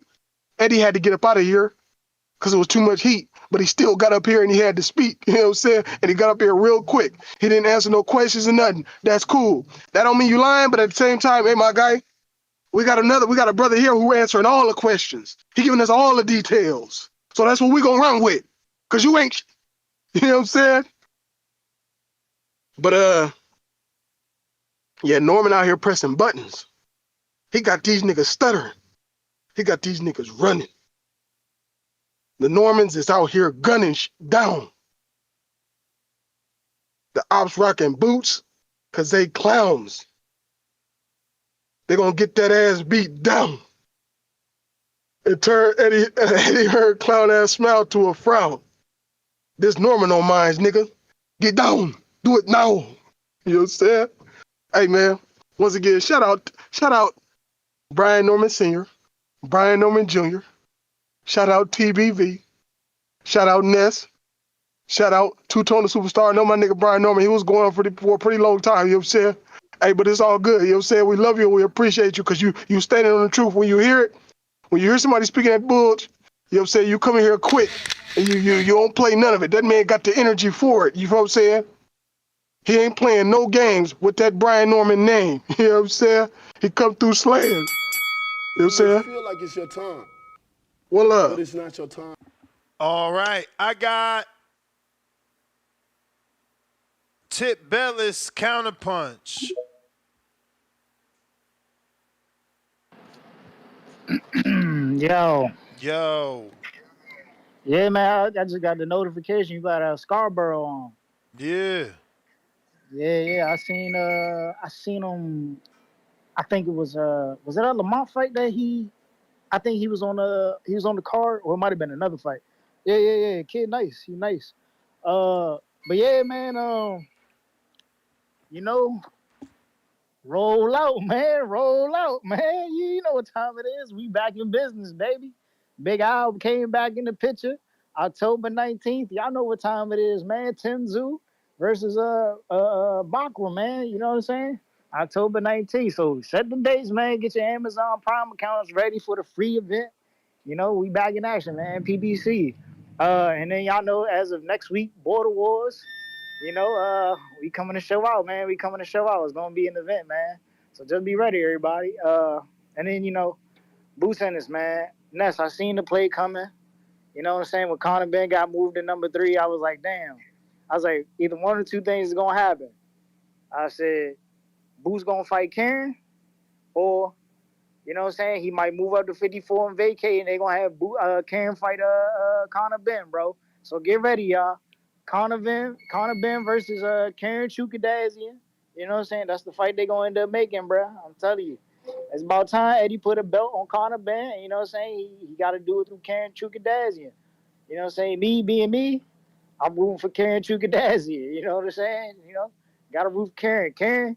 Karen has elite footwork, bro. He got Lomachenko. Matter of fact, his footwork might be better than Lomachenko, seeing as though he beat a high caliber opponent. I mean, he didn't beat him, but he faced a high caliber opponent in Jaron Boots Ennis and went all 12 without basically getting touched. You know what I'm saying? But it is what it is, man. You know, but I gotta shout out Big Al, man. I gotta shout out Big Al. You know what I'm saying? And shout out Turkey Al Sheik, man. I see he lowering the prices, even though that really don't make a difference because that fight really ain't pay-per-view.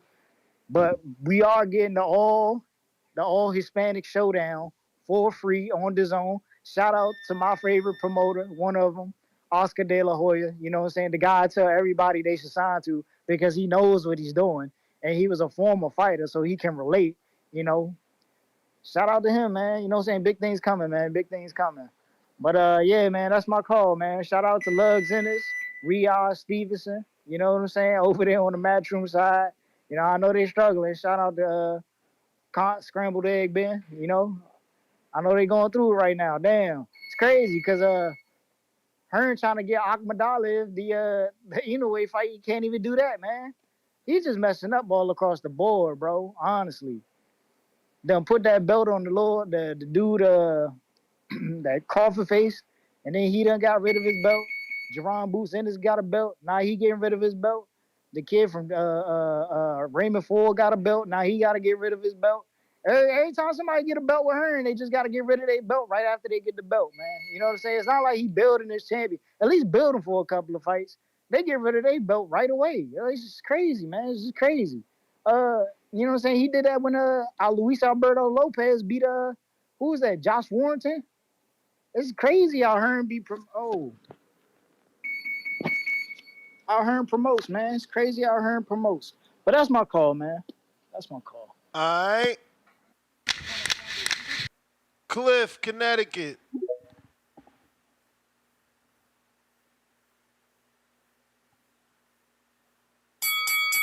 You may feel like it's your time, but it's not your time. Yo, you can hear me? You saw my counter punch, or this was my free call?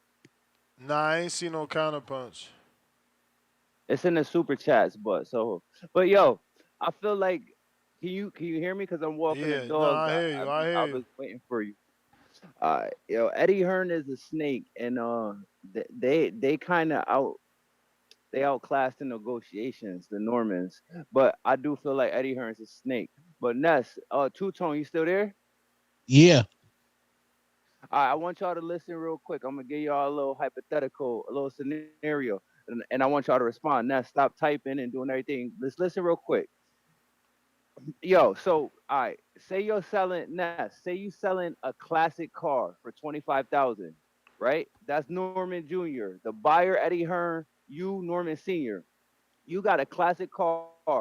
You want 25,000 for this car, right? And Eddie Hearn call you, he lowballing you 15,000, whatever, right? And then you tell Eddie Hearn, you tell the buyer to your classic car that you want 2,000. You let the cat out the bag, and you say, I listed it for 25 because I know how this was gonna go back and forth. Really, all I want is 20,000. Meet my 20,000, and you can have the car. Mm-hmm. And the buyer turns around and he's like, yo, I don't have that. All I got is 17. But in this scenario, though, keep in mind, he's your only buyer. If he don't buy this car, you have to wait a year and come back to him a year later and hope he still wants it or he's still available. So he's like, yo, I got 17 for your car that you told me you want 20 G's for. But now we know in negotiations, once you tell somebody exactly what your bottom line is, you gotta be willing to come under it. And that's where my fault with the Normans is. They said they wanted 2 million. He came to 1.7. Yeah, and they didn't. You got the wrong information though. Remember, they wanted 2.8 million. They wanted 2.8, but yeah, they hold came on. down. They came down. Take 2 million.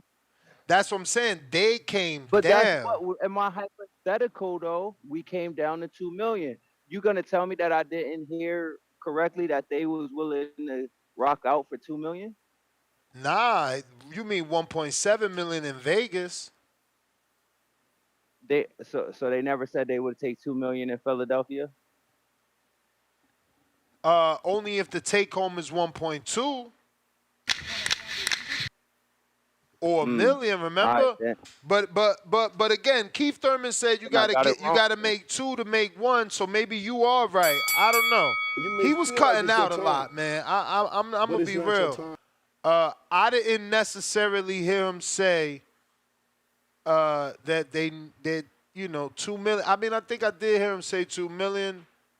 But I don't know. But I don't know that he said that was his bottom line. I don't know that he said that was his bottom line. But you might be right because he did come under that and accept the 1.7 in Vegas, though, which still changes things. Yeah, but he's been saying it's neutral territory.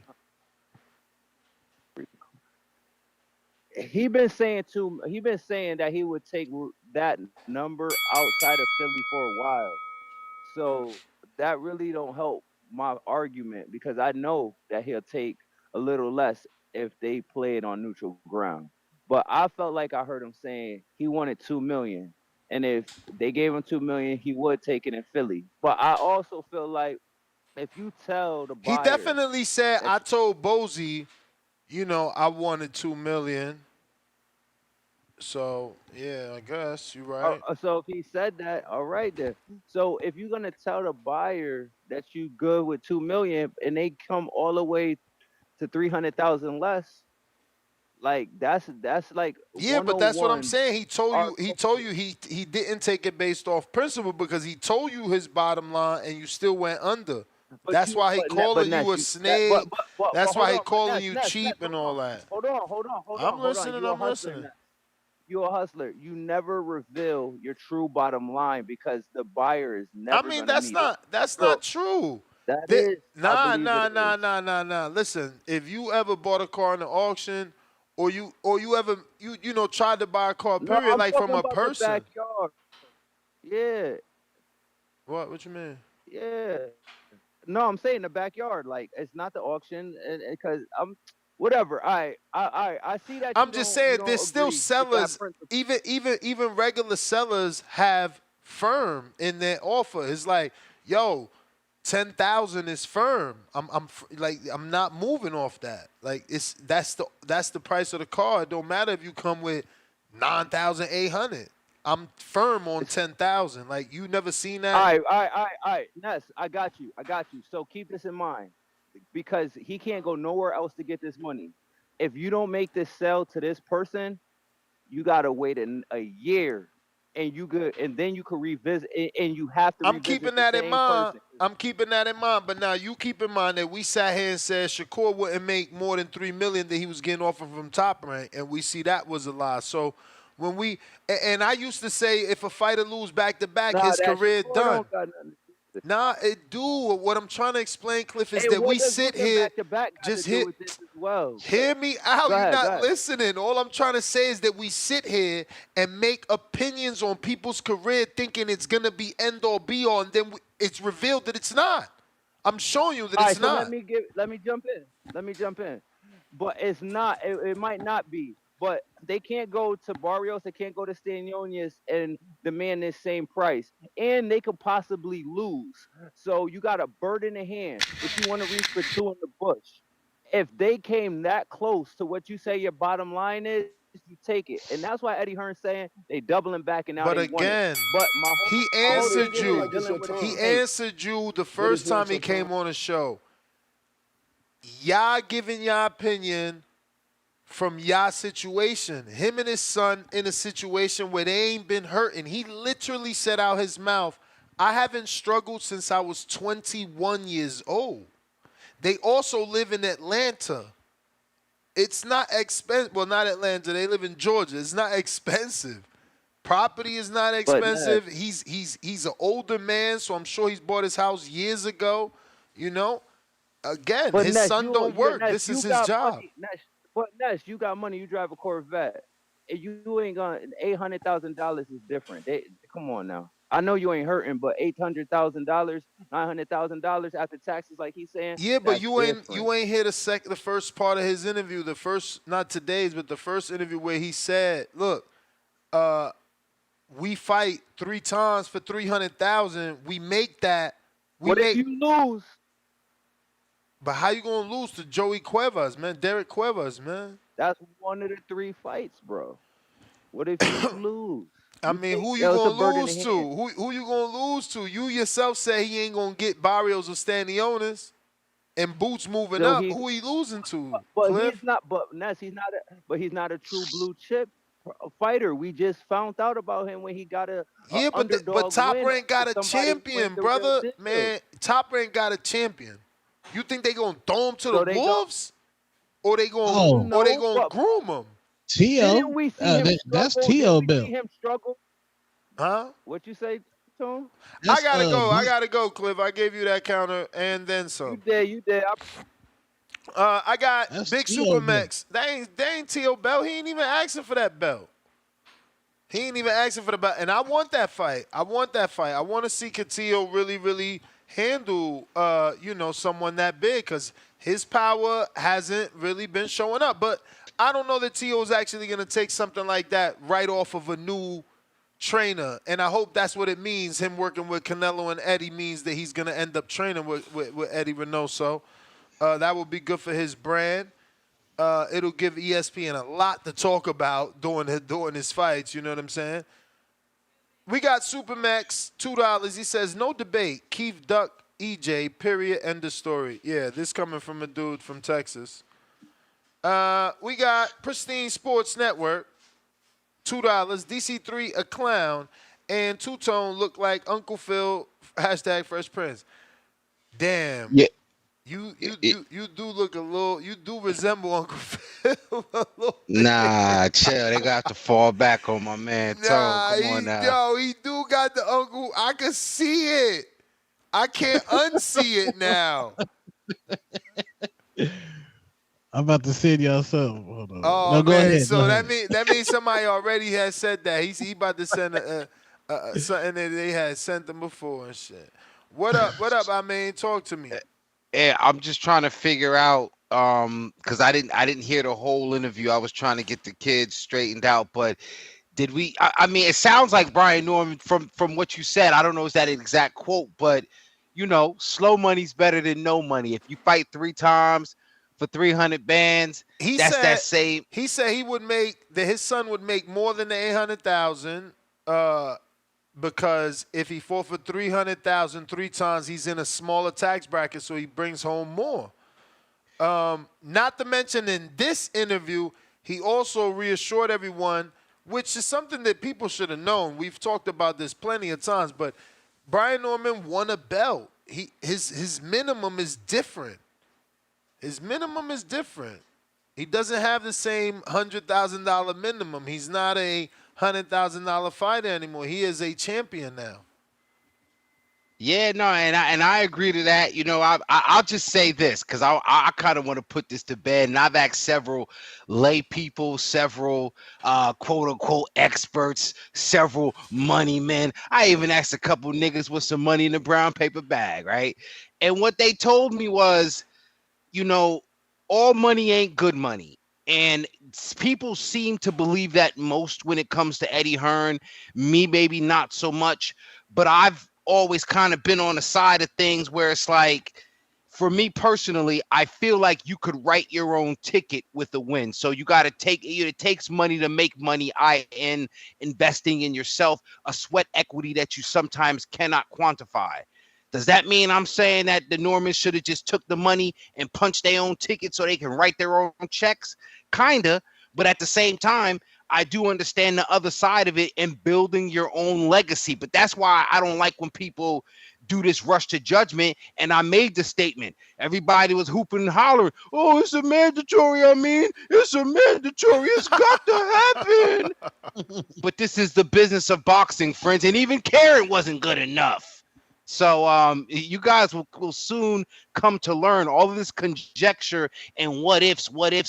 Sometimes the way you think is the way you thinking because you ain't got the money the other motherfucker you're thinking for. So I don't know what it is, but I'm certainly I think the Normans should just take a position and continue to carve. If you're comfortable with the 300 bands, just stay there. That's cool, but you know, try not to make any undue attention. I guess you kind of got to do this. You know what I'm saying? Because, you know, it's unfair for them to be called ducks when they may just be doing a very close examination of their financial circumstance. And sometimes that look crazy out in the public, you know? But maybe that's why you got to keep shit close to the vest because nobody wants to be called a duck when all you doing is looking out for your investment, which in this case, Senior's looking out for his son. Damn, son. When this shit happened, bruh? Oh, shit, bro. Fat Man Scoop passed away? Oh, yeah. That was over the weekend, man. That's wild, bro. Saturday. See, that's why I'm working out, man. These dudes out here dropping like flies, bruh. He was only 53. This dude is only, you know what I mean, That's 10 years crazy. older than me. I mean, listen, with a name like Fat Man, you know it's going to catch up to you eventually. But damn, that's fucked up. I remember that Fat Man Scoop. Crooklyn Clan, remember that? Damn. Absolutely. That's And look, the let club. me say this too. It's I gotta be wild. real with all y'all, man. Don't go out here and get no fucking zippers with no gastric and leave that fucking zimp alone. Because if you don't do it naturally, you might look good, but your body may not be functioning Yo, at that's optimal rate. wild. That's wild. That's wild. Cause you know I'm doing all these walks in the morning, so I'm listening to my favorite show in the morning, which is Charlie May. And yo, they was talking about Ozempic, man. Why people shaming people that's using Ozempic, man? What's like that was literally the topic of the day. Like, why is it? Why do people get shamed for using Ozempic? And you know the young lady that's replacing Jess, whatever her name is, because I don't know them. She's all new. Well, she just had a baby. I don't know her name. Yeah, she's out. Jess with She's the out. mess. Jess Hilarious, but they call Jess it, her segment, Jess with Jess the mess. Hilarious is on maternity leave, so Lauren London or something like that is replacing her. And she brought up a great point. Like, bro, I take hella powders to gain muscle. So, like, why is it cool for me to take protein powder and creatine and fucking collagen and a motherfucker can't take Ozempic? Like, what? Like, if I could take shit to build muscle, why can't you take shit to lose fat? Like, what? Why are people being shamed for that? I think fundamentally is because the main prescription, the main reason for Ozempic is to treat diabetes, number one. So think about it like this, real quick. The diabetes that it treats is type 2 diabetes, which comes through obesity, overeating. So if you are a regular sized person and then you become a type 2 diabetic, that means you made yourself a diabetic. You ate or drank yourself into diabetes. So instead of you having restraint and showing some discipline, they made Ozempic for the person that ate and drank themselves into diabetes. So if you didn't eat or drink yourself into diabetes, you won't work out, or you just won't do it the hard way. And I gotta say this because I lost 100 fucking pounds, no zippers, dog. I walk around with my shirt off. So I'm talking big shit. There's no way you should use Ozempic when it's gonna fuck up your bone density and your digestion and all sorts of things. Yeah, but that's long term though. You talking long term, like, yo, there's people popping Ozempic 6 weeks later. They snap back. Like, they ain't on Ozempic no more. And I would hope that they using it as a motivational tool, because anybody gets motivated working out if they see the weight loss. But abuse of Ozempic, I can see why it's bad. I just don't get why people getting shamed. It's like, oh, like if an actor, like for instance Lizzo, it's like they shaming her, like, oh, she on Ozempic. What the fuck is the problem? She was big as hell. She want to get that shit up off her. Like, let them take it. What's wrong with them? Why are we shaming big people for taking Ozempic? Like, I don't know. That shit weird to me. I don't know. I don't want to shame nobody, Ness, but it's almost like a PED. If you could just go, on the walks. I was gonna go there. When you said, oh, it's like type 2, this, that, and third, you gotta understand. In boxing, they taking drugs that's not meant for certain things, but they help. Like, for instance, clenbuterol. The fucker helps you burn fat. So they use it to lose weight. It wasn't meant for that, but they using it for that. And it's just like the fucking Ostarine. It ain't meant for that, but he using it for that. So, like, Ozempic might not be meant for that, but they're using it for that. If it's working, it's working. As long as you ain't on some abusive shit, I say, go for it. Because, look, my man just passed. He could have probably used some Ozempic, use that inspiration, that motivation, and keep staying working out and keep that weight off. But I just seen they shamed my man Busta Rhymes too. It's like he can't use it. Nobody could use it. It's like, what the hell? Well, here's the thing, and I don't want to drag it out, but Ness, if somebody uses it in conjunction with a healthy lifestyle and diet, I got no problems with it. But if you just roll out of bed and you don't have no workout routine, you don't want to cut out the McDoubles, you don't want to lay off the motherfucking whatever it is and then you just jump off like, yo, doc, I need that Zemp. I'm not shaming you, but I ain't fucking with you. You K2. You synthetic weed to me. I'm not. It's not organic.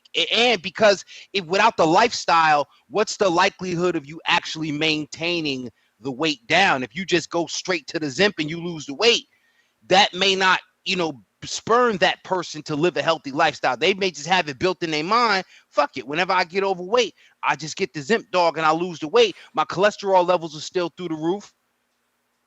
My arteries are still fucked up because I'm still eating crazy, but I just don't look fat because I'm taking Ozempic.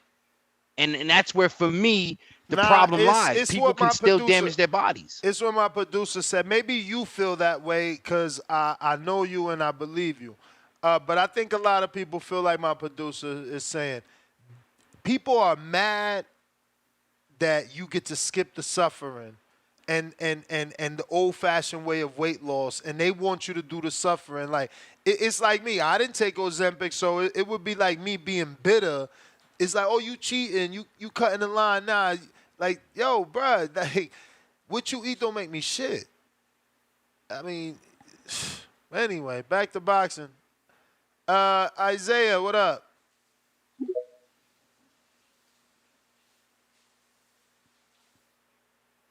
Damn. So yeah, I knew. So Tone, they did say he got this already. Tone shared a meme with us of him and Phil side by side.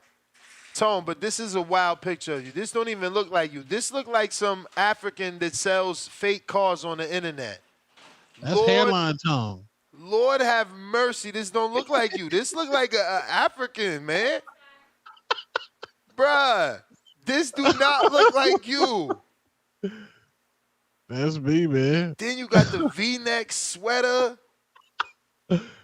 That's actually a music video I starred in. Nah, you was at the doctor's office, right? He got the glasses on. Yo. Isaiah, what happened, baby? We going out to the next one. Mr. PBC. That's wild. You came a long way. If that's really you lost a lot of freaking weight. Nah, that ain't. Tone, that's you for real? Yeah, that's me for real. Yeah. Sheesh, you lost a lot of weight, bro. Man. The hard way, and I don't want. I'm not. It ain't about the skipping steps, but I respect that a little bit more. You know what I'm saying? But to each his own. You know. You hear him? It ain't about the skipping steps, but I respect it more. And so it is about that. It is about that. Yo, they don't want people using Ozempic because it's cheating. They like, nah, you cheating, man. Go suffer like me. You know what though, Ness? I feel the same way about switches. I don't give a fuck about these young punks in the switch. And for me to be in the Northeast corridor where handguns is mostly illegal, I am an excellent shot. I'm willing to stand up against any motherfucker with my Glock. I don't give a fuck about no switch. I don't give a fuck about no Ozempic. I'm old school, baby. Mr. PBC trying you again. Yo, what's good? What's good? What up? Dom, what I up? think it was what's good with you, man? Everybody on the panel. I think it was a good little snippet. He came in and cleared the air. But I've been saying that if this is kind of like if this is like fake news, or just propaganda with him moving up. But I've been saying he should go up to 154. If you're gonna go to Eddie Hearn, I think we need to start looking at these promotion companies like, football teams and trophies that come with that and the good players that come with it. You're not gonna go, to the Jets or the Giants. If you want to get somewhere, you go somewhere that's gonna get somewhere. Someone who got the 147-pounder fighters. If you want to go somewhere who got the 154, you got to go somewhere who got all the 154-pounders. But, that's Booth's choice. He went to Eddie Hearn, I think, as a politician-wise, but not. Eddie Hearn already said to Bud he ain't got no 147-pounders. I mean, unless you're trying to be at 154. So he made that clear. With the Brian Norman stuff, I do believe if it's a couple of hundred more thousand, I mean, he could have got it done, but obviously the game plan isn't that. I mean, but they came out and said that Germany's offering a lot of money. I think even Pro Box dudes came in and said that. They're going to be offering up a lot of money to get fights in Germany. So Boots probably is going to chase the bag for a Karen rematch. Hopefully he wins. But that's my call, really. He made his choice. He lay in his bed, do what he needed to do.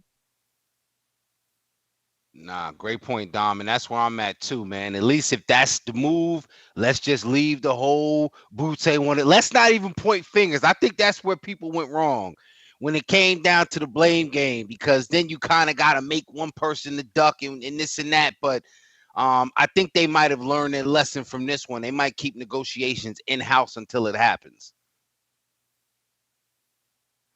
Just unfortunate, man, because people picking sides because of the failed negotiations, but neither side is ending up in a great situation. And I think we're getting the worst situation of them all, which is Boots potentially leaving the division, which means we can't even revisit that fight.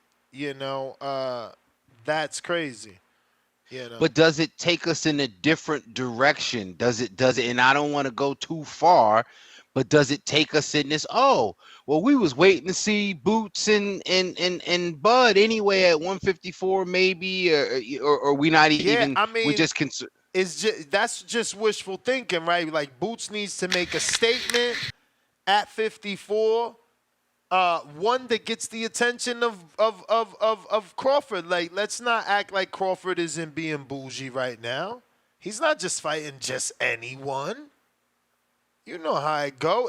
Boots got to make the type of statement that gets Turki Al-Sheikh to say, "Hey Crawford, I'd like you to jump. I'd like you to fight this guy." Because that's what's going to get him to do it. The money and Al-Sheikh asking for it is what I believe. I could be wrong. Is Boots fluid at 154? Whoa. Why would you say that? I don't know, man. Like, that's subpar defense. He going to be getting caught up there.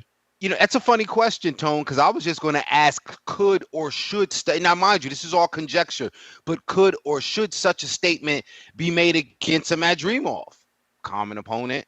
I said that yesterday, earlier today. That's who I would like to see him fight if he's really going to 54. Because he's already an Al-Sheikh boy. He's already a matchroom boy. So it's easy to get him on board. That fight is a barometer fight. It's a common opponent with Crawford. I mean, it's all the right reasons. Yeah. I think Madrimov give Boots hell. Like, that's I don't know. That's a good fight. Not only is it a great fight, think about this. Boots' first fight at 154 was who? Madrimov. Rob gonna kill us. Stop calling him Madrimov. Madrimov, right? Madrimov. Then you have Boots moving up, allegedly, reportedly, hypothetically, to 154. And then he fights who first? Madrimov. Like, that kind of lays the groundwork right there. And even if they don't meet at that point, because I don't see that being likely, there's still some other things I guess that could happen.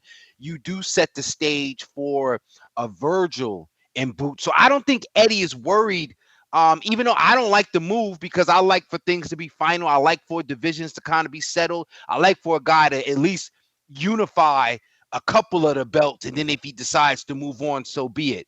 So I'm a little bit disappointed that it doesn't seem like we're going to get a unification for Boots in the welterweight division. But if I'm allowed to, use my imagination and say that, Boots maybe vacates the IBF and then all of a sudden he's a player at 154. One thing we know that Matchroom and Eddie has is they got a lot of work at 154 and they got a lot of work at 140. So, and maybe not so much Eddie, but I just mean the relationships with Golden Boy and Turki. I think around 154, even if we see Boots, maybe not in his first fights against Madrimov, maybe like against a Charles Conwell.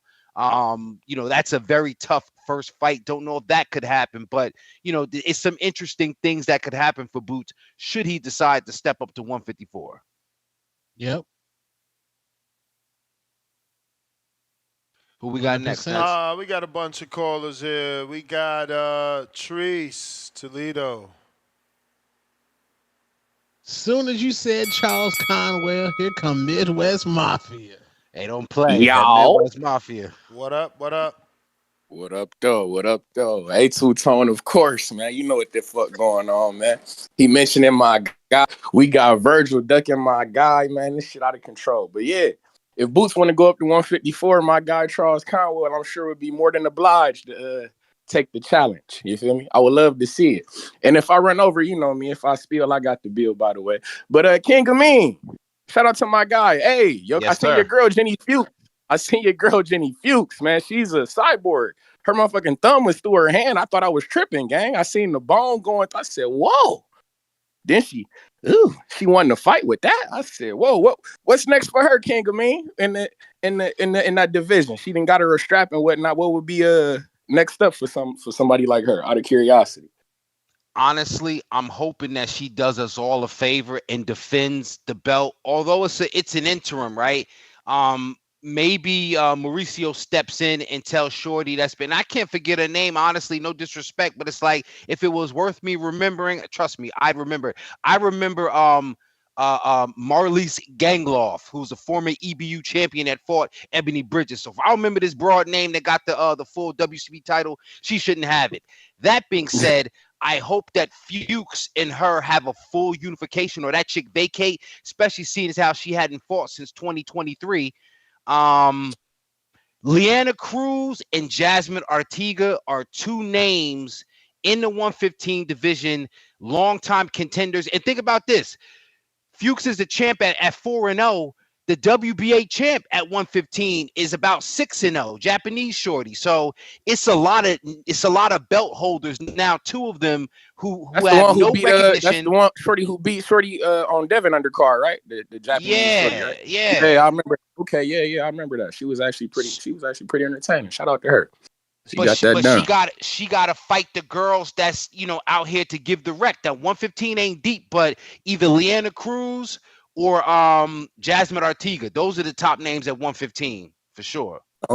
Okay.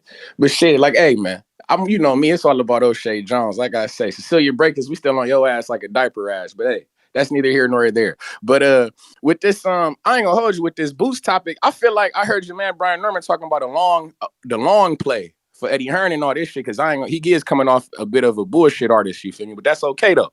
I'm thinking the long play, I ain't gonna hold you. I think Eddie Hearn might be trying to set up Devin Haney for boots, man. I think that might be a play, man. Ain't Devin Haney talking about going for this IBF with Paro and shit like this. I think, because I know like he was with the WBC. I ain't never heard about Devin dealing with no IBF shit. He get this IBF belt. I think him and Eddie Hearn might find a way to link up Devin Haney and boots. I think that could be a fight. I know you've been hearing this Conor Ben shit. And I know Eddie Hearn was bringing up Conor Ben for Devin Haney at one point. So I don't know. I think Devin Haney is in the mix at this 147 shit. Especially with because when we think about it, that shit kind of it's not, I won't say it's dry, but it's like it's lackluster. You feel me? It ain't no real blockbuster names up there. I think Devin Haney could go up to 147 and be a player. You feel me? Like anybody would like to have a Devin Haney type of name on their record at 147 if you can get it. So shit, I don't know, man. I think Dev is a play at 147 in the long run. And I'm gonna keep saying it. Robert Guerrero, my guy. He the more and more I hear Karen Chukzhadzhian 2, or I hear these Giasovs and all this type of shit, Robert Guerrero not sounding like a horrible option every fucking day for Boots or for Brian Norman. Brian Norman Sr., if you looking at this, or if you listen to this, I think Robert Guerrero wouldn't be a bad option for your son either, gang. Say that again. Oh, but yeah, hey, Robert Guerrero, man. I know Nessa hater and shit. He don't like it, but hey, he's one of the options out here. He's actually a fucking name. He been in the ring with Floyd. Boots, Brian Norman, somebody y'all need to think about Robert Guerrero. I ain't gonna hold you up. He more active than Keith Thurman. So shit, shout out TBV, shout out Toledo, Ohio, man. Albert Bell, October 26th, Dallas, Texas. The best 130-pounder in the world. Oscar Valdez, Navarrete, we on your ass like a diaper rash. Midwest Mafia, man. Y'all be cool, man. All right, Trace, appreciate you. Ahmed, what up?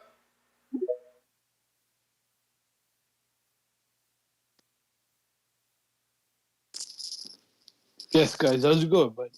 Yes, how's it going? Street.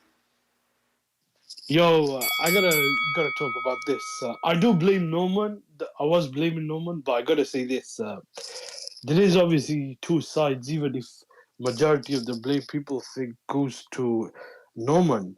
Eddie Hearn a couple of months ago said he's not going to bid for the Devonini and Sandor Martin fight because Devon is a quote-unquote free agent.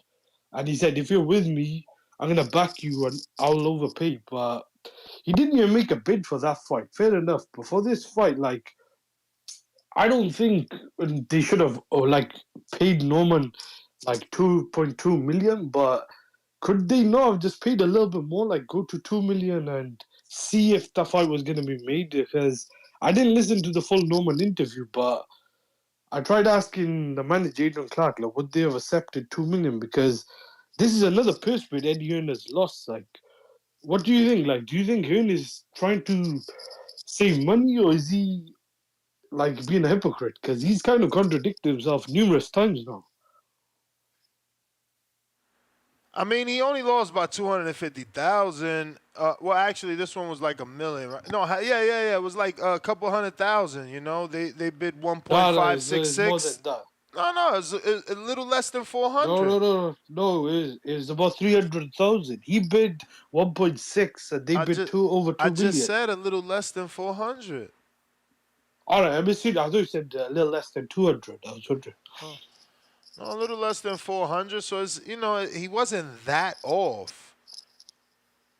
And Yeah, Boots but still wins. He gets 65% of that bid. So they outbid Eddie, and his fighter still gets the lion's share. yeah, but I don't know if they're gonna go ahead with the fight. Like, do you reckon this fight happens? Because I don't he's think that saying it that. happens. I don't think that it happens because it's like Brian Norman Sr. said. They're in the same position now. They're going to go to a foreign country and fight for a couple 100,000 after all the deductions and things of that nature. So I don't know that it happens.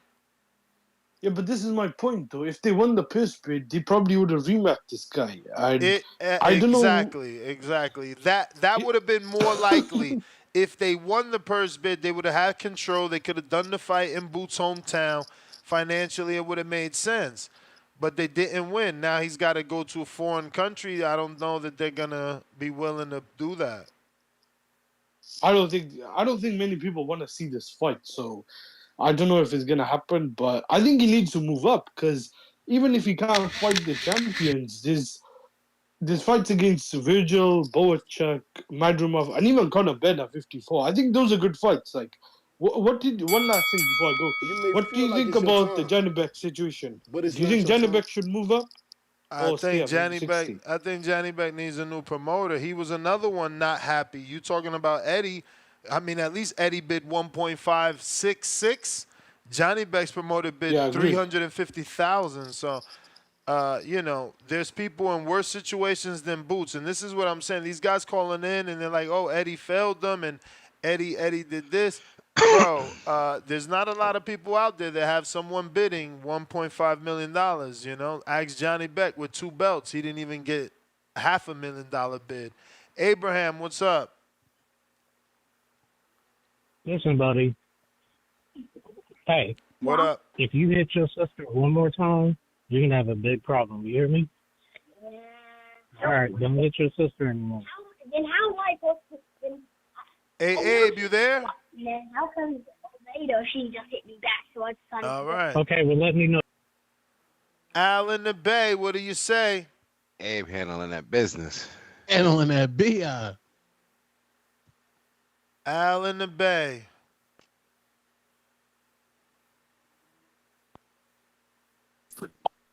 Yo, what's up? Yeah, man. Since he already beat him, man, this is all about getting the bag now. So I wouldn't even trip. You know, I wouldn't move up if I was Boots right now. Because I'm the man at that division. You know, Word. it's kind of hard to get in fights when you're the man. But yeah, man. So once he really get a big fight, it's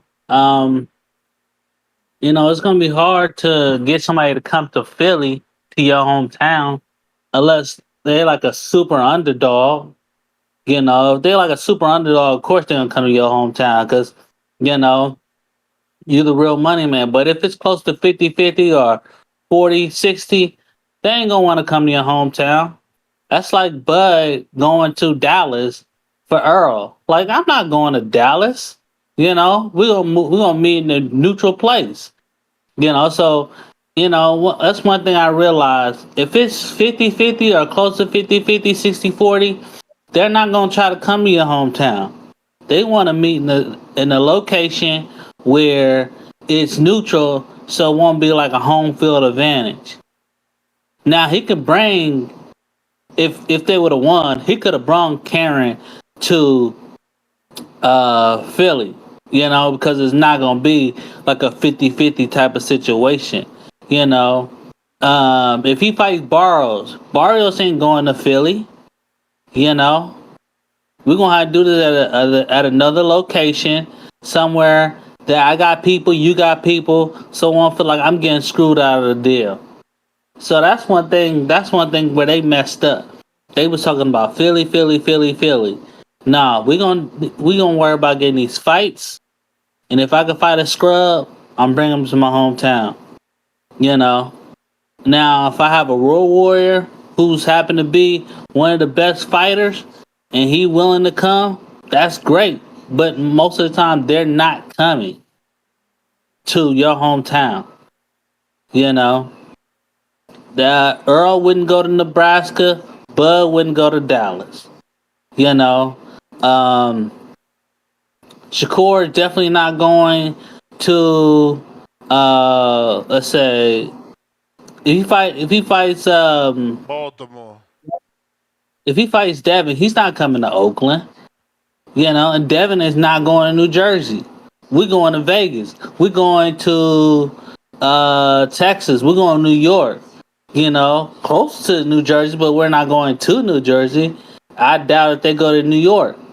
You know, they're gonna go somewhere where their crowd and your crowd can come together, and that's what I feel like. That's what's gonna happen. So, you know, if you boots, man, go get your money, man. Don't worry about all these haters. That's my call. All right, champ. Tyrant counter.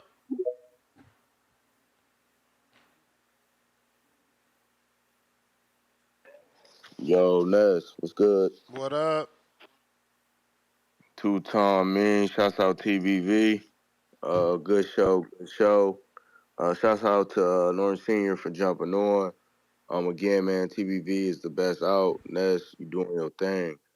I understand, that boxing is a business and the business of boxing come first before the sport.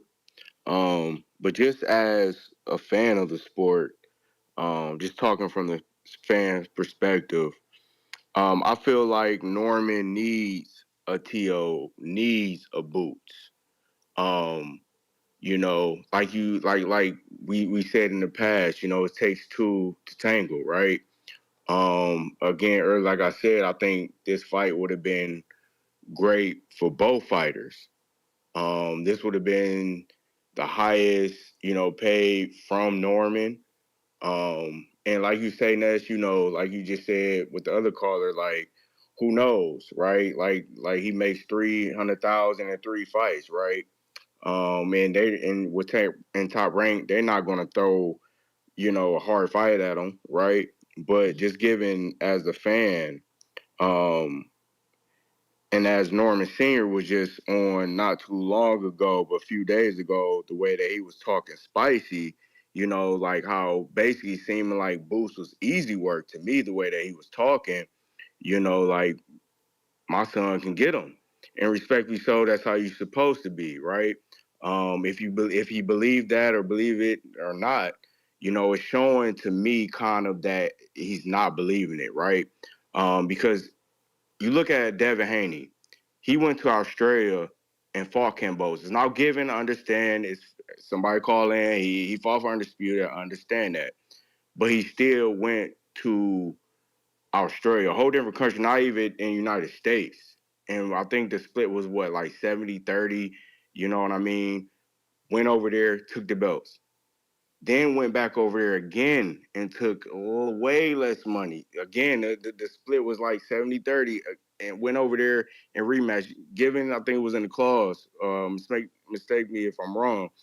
Correct me if I'm wrong. But, and like Two-Tone, you said earlier with the Floyd situation and how he fought Oscar. And I feel like these fighters now, and again, I can't judge these fighters too hard. You know what I mean? I'm not in the ring risking my life training every day. So I can't really judge nobody. But as a fan of the sport, which we all are, I feel like if you really feel like you the best, like you talking that talk, then show it. Like, what are we waiting for? You guys are young. Like, one of these guys, knock on wood, might lose before they see, at their peak, like Mirror Nation, where, oh, it's a huge fight now. Like, you know what I mean? And given Brian Norman did just come off of a tough fight.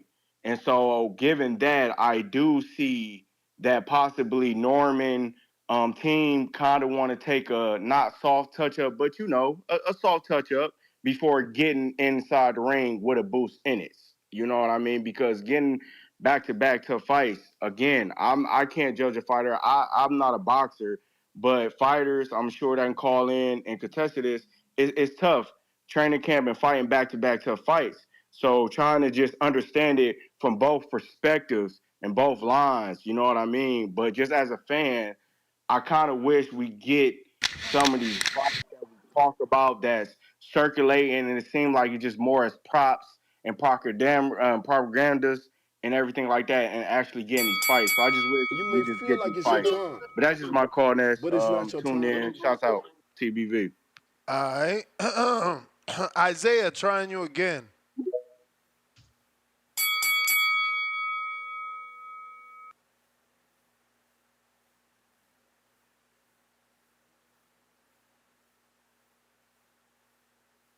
Isaiah.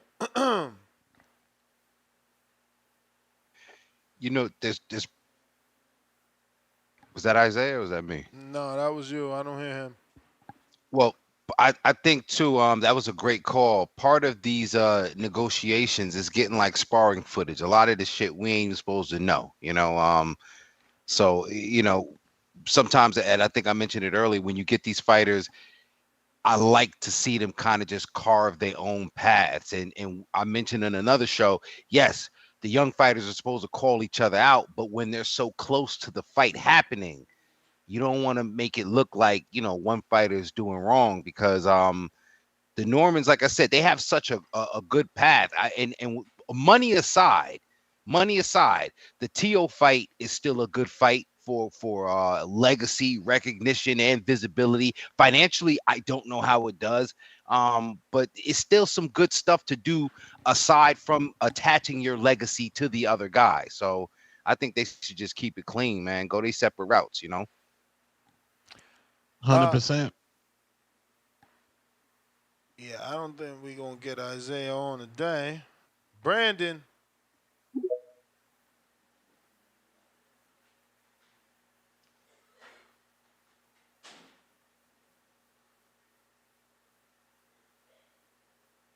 Brandon. All right. Dello mio.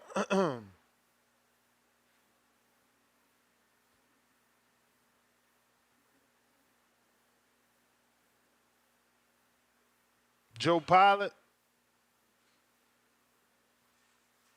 Yo. All right. Is it the line today or what? I don't know. Majid. Yo, We y'all can hear you. hear me? Yes, sir. They all falling asleep on the calls and shit. Wake your ass up. Everybody need to like the video, subscribe to the channel, join YouTube members and Patreon for something. Hey man, I'm looking at it like this. First of all, shout out to the Karen fight, I guess. You know what I'm saying? We're gonna see if he could cut off the ring. He ain't spinning circles if he take the fight, if he vacate it. Boo. I thought people was like undisputing and all that shit. But my biggest thing about this whole shit is that I feel like for what Turk goal is, for what Eddie Hearn goal is, and for what the fans want, it's like they dropped the ball big time on this one. Cause you mean to tell me that if they would have made this fight, we could have seen that fight getting mentioned on ESPN every day until that junk happened. You know what I'm saying? And with Boots clout and everything he got right now, that would have been a pretty good look to keep Boots in the American public and all that. Because if we gonna be real about all of this stuff, for us hardcores, we know about the zone. You know, some casuals may, depending on if they got one of the fights that they wanted or not and they had to download it. But other than that, when they making these fights and everything, it's not like everybody that's casuals in boxing asking like, yo, you that the zone card. They not asking about it, even if they got our Americans on the network. So I feel like I don't give a fuck who was right, who was wrong. Like they should have made that shit happen. Like they say, make America great again, make American boxing great again, where we don't gotta play this A side, B side, hold my pocketbook ass diva shit. You know what I'm saying? So it's a disgusting taste, just period. Especially if they drop the belts and all of that. Boo, boo, boo. They just was talking about when somebody worth this and then a purse bid happened and now you worth that. The numbers that was being repeated, they trying to give you what you wouldn't even give somebody else, or what wasn't like. What the fuck is this? This shit is disgusting. It's a nasty taste for boxing as a whole, and I'm just like, for Boots, they already got them a plan. They know what the fuck they about to do. They ain't tricking nobody but the gullibles. For Brian Norman, I'm like, yo, you got people over there in ESPN that's hungry, that want that attention. You got Teofimo Lopez. If you beat him, he would be way more accomplished than anything Boots has had done. If you want to get one of the loudmouth youngins that's talking shit, tell Keyshawn to move up. You know what I'm saying? You got a title shot for him. But don't never think that no door is closed because these people tell you ain't good enough. If you got that belt, you the champion at 23, you doing something right. You know what I'm saying? Like, just look at your stable and start making noise there. Y'all went viral for one, y'all could go viral for all. But don't never sit there and wait for nobody. Just like y'all wouldn't sit and wait for a bitch. Don't wait for a bitch ass boxer. You know what I'm saying? Just keep on with your motherfucking your career. The door ain't closed. It's another way to get in the house, even though they locked that door. You may Shout out to feel like it's your boxing as a time, whole. That's all I got. but it's not your time. Majid, appreciate you. Looks like we got C Dub.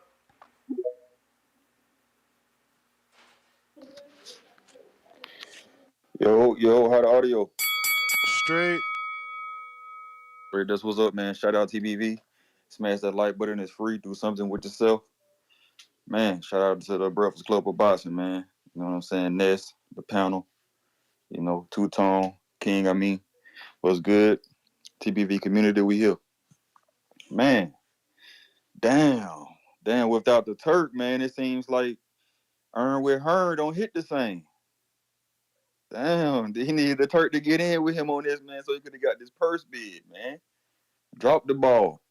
That shit, that's fucked up, man. Nasty work. Nasty. In the words of Two-Tone. Eddie should have definitely made this happen.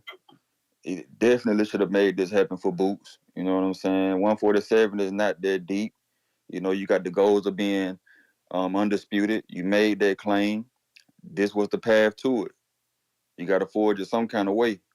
And this was a quick way to get another belt. But, you couldn't give that extra oomph. You needed a boost, and he couldn't get there. It sounds eerily similar, man, to when I saw the play just like Norman Senior saw the play. I tried to tell my brothers, my boys on the back call, my Discord brothers, man, that TBV, that it wasn't happening. I seemed like a pessimist, it ain't PBC, so you don't want no, Norman came out of nowhere. Boost is the man. They're gonna lowball him, and he's not going to accept it. They're going to offer him under 30%. It's so similar, and I'm not a know-it-all. I just seen the play before with Wilder and AJ. I know how it'll work, man. I know how this shit go, man. This shit ain't, it just same shit, different toilet, man. Same shit.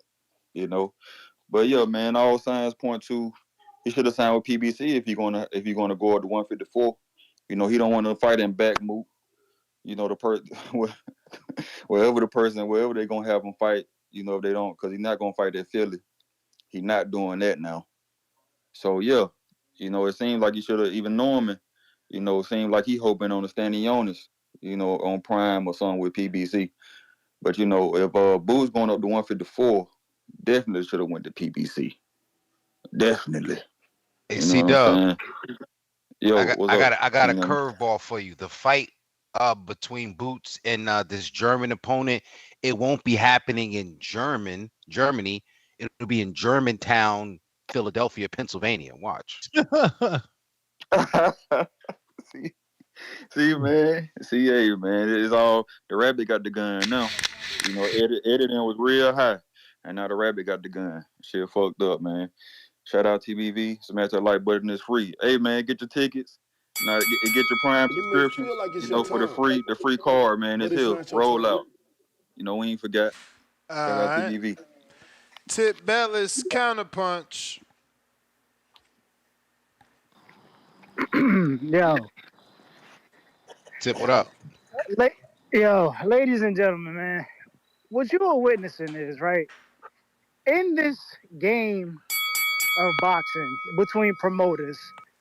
You have to play your part, and as you see, Eddie Hearn is a guy who's in the game, but he doesn't know his position. You know what I'm saying? Like, this is why I say Boots Ennis, you know, he should have at least, you know what I'm saying, try to work something out and stay with Al and not go over there with Matchroom Boxing. When you look at these divisions, bro, you know what I'm saying? Like, and look at these promoters and look at these networks, man, they all control a certain division. You know what I'm saying? It's like when you look at the PBC, honestly, it's from 140. You know what I'm saying? Like their players at 140, and you know what I'm saying, top ranker players at 140. But when you look at 135, it's like, okay, top rank is 135, and you know what I'm saying, PBC might have a player at 135. When you look at 147, it's PBC and top rank may have a player at, you know what I'm saying, 47, right? And then when you go up to 54, okay, damn, PBC, you know what I'm saying, they control 154 and top rank may have a player. You know what I'm saying? Eddie Hearn just don't know how to get in where he fit in. And honestly, if Hearn was smart, bro, Hearn could have said, okay, we got the whole 175 and up, you know what I'm saying? We can have a couple of players in each and every other division. But he wanna try to get in and control things that he just can't, bro. Like, you know what I'm saying? Like, you're not gonna be able to move Boots the way you think you're gonna move Boots when you got PBC, you got Top Ranking, you got Golden Boy. Like, these are already established promotional companies in America, bruh. Like, you just gotta work around that. You know what I'm saying? For you to try to get this star that you got, you know what I'm saying, that you didn't build in house, it was just stupid of you to even go for that signing when you could have took a name like Richardson Hitchens and built your own product and then became a possible player in the game. But now he got Boots on standby mode, and they don't even know what to do, bruh. Like, honestly, had Boots stayed with the PBC, y'all, he would have been moved If right. We could have If seen him Boots in. stay with PBC, I gotta do you like Juice. If we was there with Blizz, right? If Boots was there, he'd be like Stephen Fulton. Nah, bro, not even remotely, bro. There was more options at the PBC for Boots Ennis than it was for him to go with Matchroom, as we already see. Like, you know what I'm saying? There's really like an 80-20 you get a Crawford fight. At best, your biggest fight over there will be the dude Crawford just beat. You know what I'm saying? What else is there? Nah, he could have went to Golden Boy and been a potential player, you know what I'm saying? And he could have got something big with Alexis Rocha. Like, there's names over there with Golden Boy that Golden Boy could work with without a problem. We You know may Golden feel Boy like could it's work with your every other. time, Run me for a counter. but it's not your And time. we know Golden Boy, they could work with every other promotional company. You know what I'm saying? We are like PBC and Matchroom, they not doing no big business together. You know what I'm saying? We ain't saying them big. Like, even that Kell Brook Sean Porter fight wasn't even a big fight. You know what I'm saying? It was a good fight. It wasn't no big fight. You know what I'm saying? Like, that, I think that's like the last time they really, like, is there another fight that y'all know of that y'all can maybe talk to me about that the PBC and Matchroom really put on a big event for? Like, is there any other fight outside of that Kell Brook Sean Porter fight? I can't think of one. You know what I'm saying? Big event. I can't think of What, one. like big? What, Devin Regis, the Bay? Was that kind of big or no? Yeah, but that was in house, bro. That was, Gavin Reese, Adrian Broner. We talking come HBO on, bro. boxing Like shit. that that don't even move the needle. You know what I'm saying? Like you know, it's just a sad thing for Jaron Boots Ennis, man. Hopefully, you know what I'm saying, Hearn starts to learn the business more. I'm glad that Oscar De La Hoya is, you know what I'm saying, stepping up, making phone calls to Turkey Al-Sheikh, advising them on, like, you know what I'm saying, like, yo, we should make this a free card. You know what I'm saying, like, Oscar is a good player in the game, and he knows what he's doing, and he's going to push Golden Boy to be back in that position, man. Hey, listen, in a You know minute, Tip, Turk gonna side up to you. He done already sided up to your man Oscar. All of a sudden, Hey, a couple calls later, it's gonna be I Tip told and people, Turk. man, listen, people know Golden Boy. Like, when you hit, like, I understand DAZN has a certain audience, but when you hear Golden Boy, You okay, know who now it is. it clicks different. It clicks That's a different. fact. Now people want to tune in. Oh, Golden Boy, Oscar De La Hoya. It clicks. When you had Matchroom, you don't know anybody on Matchroom. This like just say, Hearn was never a fighter. Nobody knows Hearn. You know what I'm saying? Like, you got to be a hardcore to know Hearn. That's not the case with Oscar De La Hoya. You know what I'm saying? We heard the Golden Boy promotion since early 2000s. You know what I'm saying? So it's gonna hit different. That's why I say Shakur should have went over there. They would have properly marketed him and made him into the pay-per-view star that he needed to be. But he chased the bag to be on the undercard, and then not even want to have a press conference where he would have gained some type of exposure. You know what I'm saying? That's So it just is what it is, man.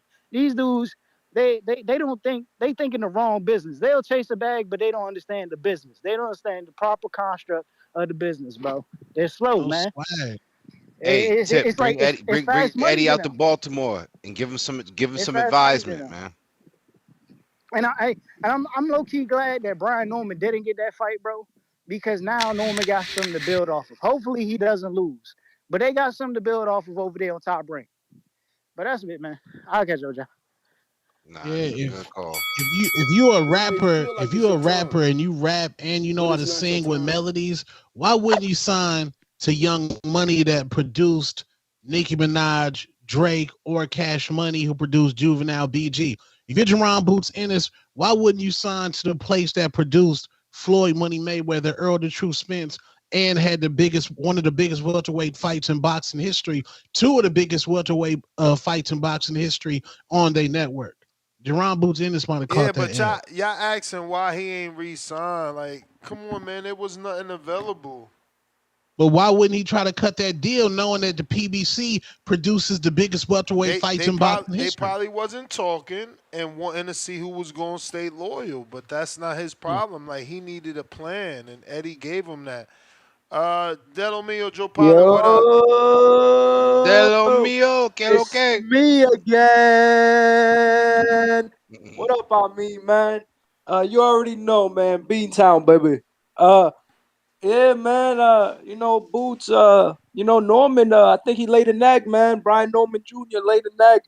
It's like you said. Maybe he'll do what Rooster with the chickens do. He'll fill up his mouth one grain at a time, or he could have been a shark and bit a big chunk of a human, with one bite. But I guess he's gonna pick the chicken route and fill his mouth one grain at a time. 100,000, 300 here, 300 there, 200 there, and maybe he'll keep it up. But maybe he'll keep winning. I mean, PBC got all the welterweights, so eventually he's gonna have to cross the street if he's gonna try to unify. Well, who knows? Maybe PBC Top Rank do something like they did with Wilder and Fury, that they had co-promotion and there was PBC guys fighting Top Rank guys. But yeah, I think he played his hand. He thought that he was going to be able to win in November, come back to the table and get more money. It's just ridiculous. Like, Boots is at the position that he's selling 14,000 tickets and he still can't get a fight. This man, they offered him 1.7 million. He ain't take it. So he's gonna go to 54 and do what? All the 54 pounders are in the PBC, and the PBC doesn't play nice with Matchroom. And Turkey's the one making it kind of happen for Matchroom in majority. So what's Boots gonna do? Like, and I don't see a Madrimov fighting a Boots The only way I see him fighting the Boots if it's for a vacant title, and right now the IBF at 54 isn't, except if Tim Tszyu loses, which could happen because that other guy, he's pretty nice. Yeah, he hasn't been tested, but I've seen some fights. He's pretty good. Like maybe if he beats Tszyu, maybe they can get that happening. But if Tszyu wins that belt, he's a PBC guy. There's no more, like, the only belt that Matchroom got, which ain't even Matchroom, it's Bud with Turkey. And who knows, would Turkey really put the bag up for Bud and Boots, and would Bud take that fight? I don't think Bud is gonna fight no Boots at 54 because it's high risk, kind of low reward. Like us hardcores, I'll give him credit for being a Boots, because that'll be his first young American fighter champion that he beat. A young guy, not a over the hill Brook or something like that. I'll give him credit for that. But maybe he doesn't look at it like that. It's high risk, and if the money ain't right, it's low reward. So what is Boots gonna do? It's a good question, but Boots is still young. He's 26. Stay with Eddie. Look at my boy Belanga got the fight. He left Top Rank. If he was in Top Rank, he would have still been fighting. He probably would have been fighting Janabek. Janabek moving up for 68 for some regional MBO belt or something crazy like that. So he got it happening for Belanga. Shakur. He's getting in position. Shakur's getting in position to maybe have that tank fight by next year. So I think Boots is doing all right. Why would he go to Golden Boy? Tip, I like you, bro, but why would he go to Golden Boy, bro? What has Golden Boy done for, like, what? Rocha? Rocha just got beat up, and he lost the strap. What's he going to go over there? To fight a Rocha that's just came off a tune-up? Like, yeah, it'll be a good name, but it's not like it's going to do anything bigger for him that he's already not done. He's just sold 14K fighting Avanesian, who hasn't really accomplished nothing. Yeah, he upset some guys, but he's never won a belt or even been an interim or nothing. So, like, I don't know. Boots is at the land right now. He just got to keep building his popularity up to maybe force these guys to fight him. But everybody wants to be pay-per-view guys. And it's that everybody cannot be the pay-per-view guys. The Normans played their hand. They thought Boots was going to come back to the table. It's not happening. Now they're talking about his moving up to 54. Maybe he's going to 54, fighting who knows who. I don't know who Eddie has at 54 for him. Maybe they'll dust off or Jorge Cota or something like that. A little tune up to get him in position. But the belts is all kind of congested. Everybody that's at PBC, Bud's the only one not in PBC with the WBA and probably the WBO if Fandora drops it. But is Bud gonna fight him? No, it's gonna be the same thing again. He's gonna be fighting for an interim belt. Maybe if he's lucky versus Madrimov. If he's lucky, but I don't know, bro. I don't know. He's at no man's land, but keep collecting checks. Just keep performing well. Get your money. You're still young, and just keep building. Like but I'm not a pessimist. Yeah, I'm out. I believe Eddie's got one safety plan for Boots if all else fails. He's gonna pull that Conor Ben release, and just finally make that fight happen. I think Conor Ben and Boots is kind of the fight you can make anywhere. Regionally, like I said, that's a fight you could be made in Philly. It's a fight that could be made in Vegas.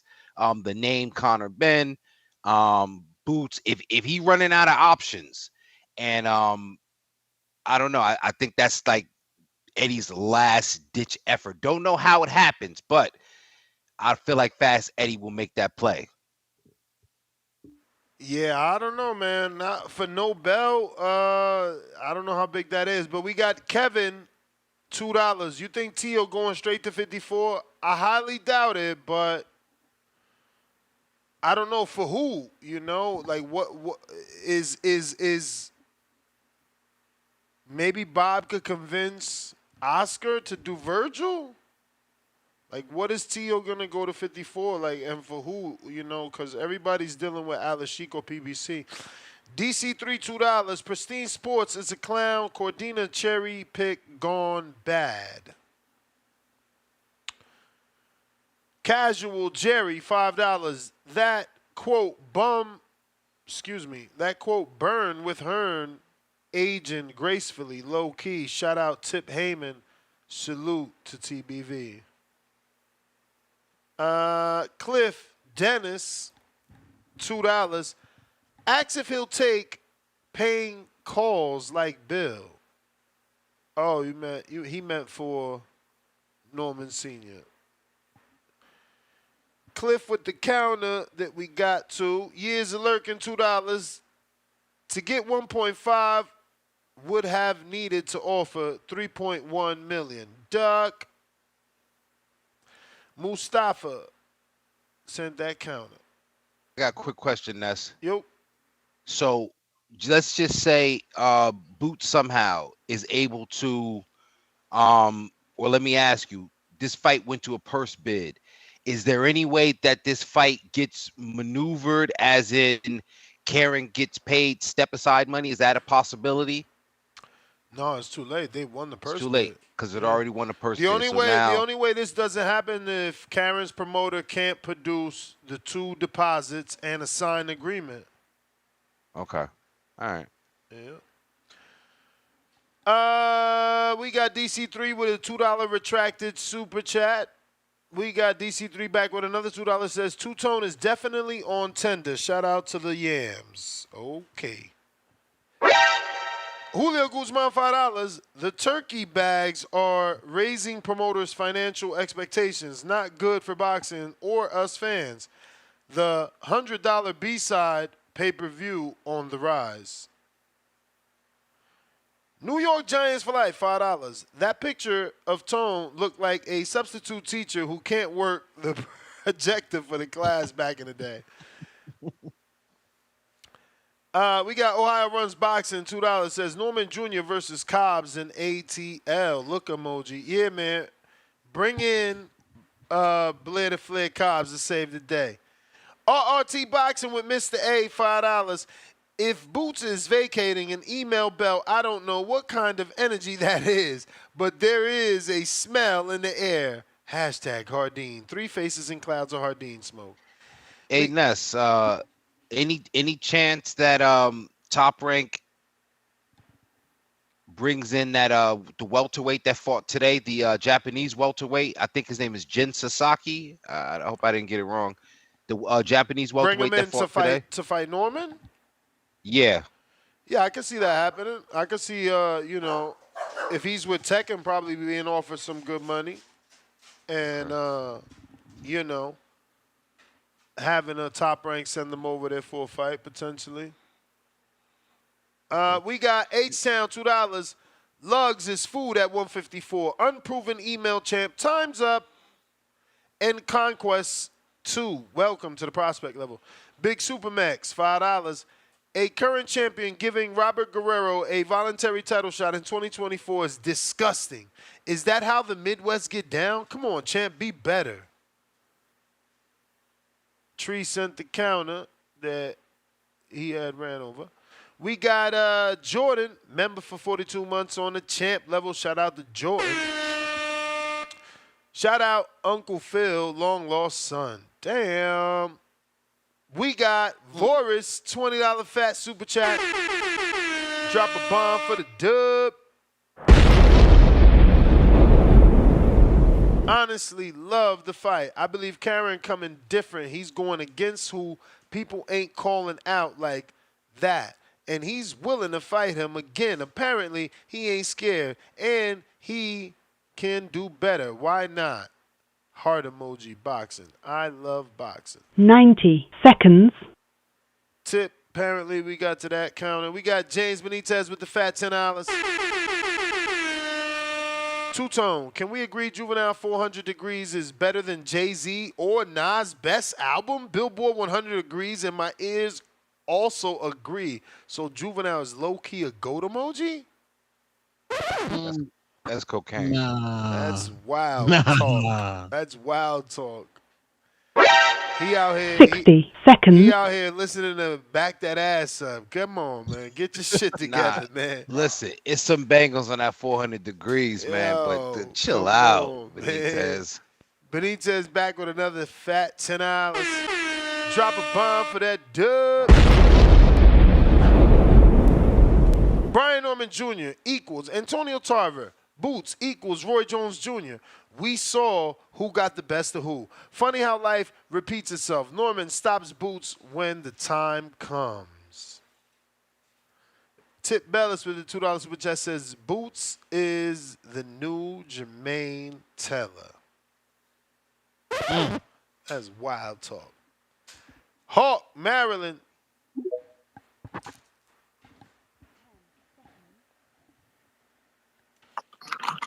Yo. Yo. Y'all hear me? Yep. TV. Yes, sir. What's up, TVV? Yeah. King I mean, Ness, and Two-Tone. It's cracking. Don't forget the superstar. Yeah, oh yeah, don't forget the Superstar. That's for sure. Hey man, I mean with the boxing, man, it's been the fighters been crazy for me, man. It's like they been all of them been capping, man. Like it started with T.O. throwing around Terrence Crawford's name. Well, he got Brian Norman on contract to fight.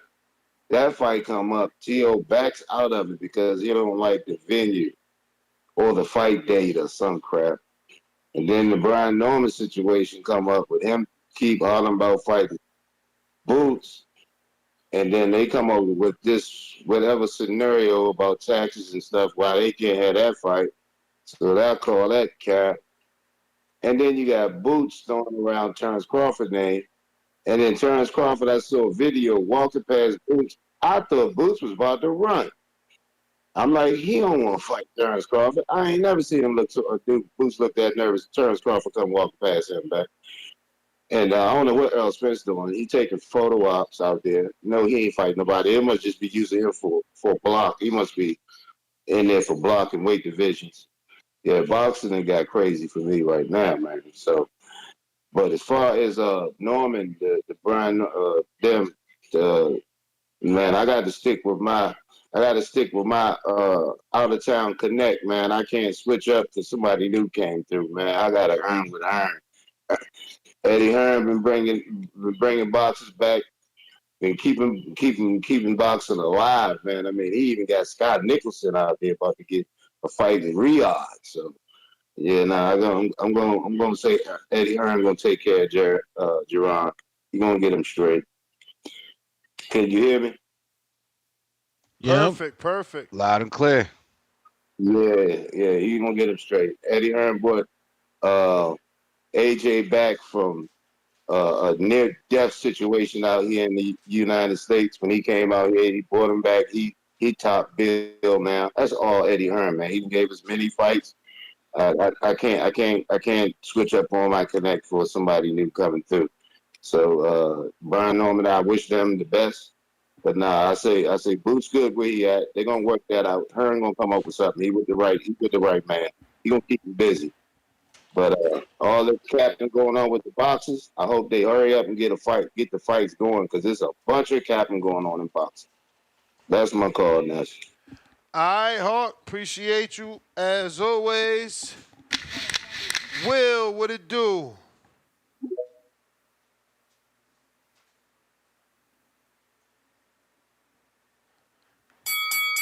You may feel like it's your time. If you're watching this But on it's not your YouTube, time. go ahead and smash that thumbs up. That's free. It's going to help with the visibility and potentially give us new callers, new characters that can call into the show and voice their opinions. You know, it takes courage to call into the show. Will, you got to unmute. We got C-Dub with the counter.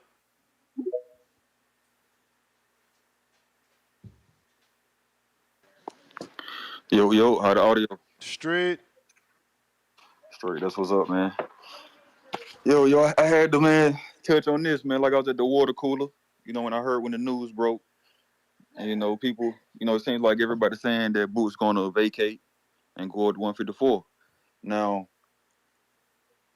King, great minds think alike. The only card Eddie got up his sleeve is, it got to be Conor Ben. And I saw the statement that Eddie had put out saying he hoped that the ban going to be lifted on Conor Ben in the next coming days. So they kind of give you some breadcrumbs to what they're about to do.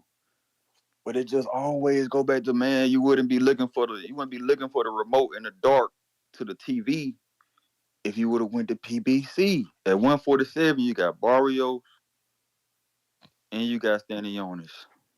Okay, let's say you vacate or you want to go to 154 anyway. You got Fundora. Not names. I mean, people know. You know, I asked the people at the water cooler, who he gonna fight at 154 if you go up at Metro Man Golden Boy? They saying Charles Conwell. Like, you got Lubin, Fundora, maybe Jamil, Zoo. These are names that people want you to be in the ring with. Now, now you get looking for a needle in the haystack. You gotta pull a card. Gotta get an ace up your sleeve, or you about to go to Waffle House and fight Egerton and Cheeseman. What we doing here, man? This Word. ain't this ain't I think this ain't Ted good, Cheeseman might have man. retired, man. This ain't good. Now you got Toledo. Now you got my boy Toledo saying shit. Robert Guerrero. All signs Yo. point to well. It's not rocket science, man. It ain't rocket science, man. You should have went to PBC, man. Prime. You know, shout out to Boots, man. I hope it all worked for him. You know, either way it go, I think the only play is Ben. That's the only play that Eddie could pull, man. Shout out TBV. Smash that like button. It's free. Do something with yourself, man. Hey, Ness, what's the cash app? Or it's just down for right now. Yeah, I don't know. I don't know what's going on with it. So I'm having my wife contact support, but they don't have any live people, man. So as of now, just use YouTube for now. Okay. Appreciate it. Damn, gotta cut that 30%. I That we gotta know. see. I You see, know. you see how we made it. You see how I made it happen though. Yeah, you That, made that's it that's what happen. Eddie. That's what Eddie was supposed to do for Boots. Mm. I guess He's unless he don't got the Turk. He don't got the Turk on he's his side. Hey, listen, he's still gonna make it happen, C Dub. Like you said, great minds think alike, man. Eddie like one of us, man. He is, man. Eddie been cool, man. I don't know why people give him so much flack. You know, he came over here to the U.S. market, say he gonna take over. You know, that's just what you got to do to shake up the game. So hey, man, shout out to boxing, man. It's still lit. PBC about to come on and give us a great last quarter. You still got Fury and Usyk. You got AJ and Dubois card coming up. You got B2B and Bibble. So, boxing still doing good, man. Shout out to BV. Smash that like button. It's free. Do something with yourself. Hell yeah, you got Ryan Mayer. Come on, man. You got Chapman and Nicholson. It's a lot of good boxing coming up. So, question for you for me and Ness, y'all hardcores. I'm the casual here, casual hardcore. So, when you sign to a promotional company, do you sign as a person to say, "Yo, Eddie, this is what I want to do. Get that shit done." When you go to PBC, this is what I want to do. Get it done. Like, how come Boots ain't directing his own career? I want to be undisputed. Can you get it done? Yes or no? I mean, Eddie's gonna say yeah, but he's also can't guarantee it the same way Bob couldn't guarantee the Earl fight. Mm. Yeah, that's all it is, man. Will, trying you again.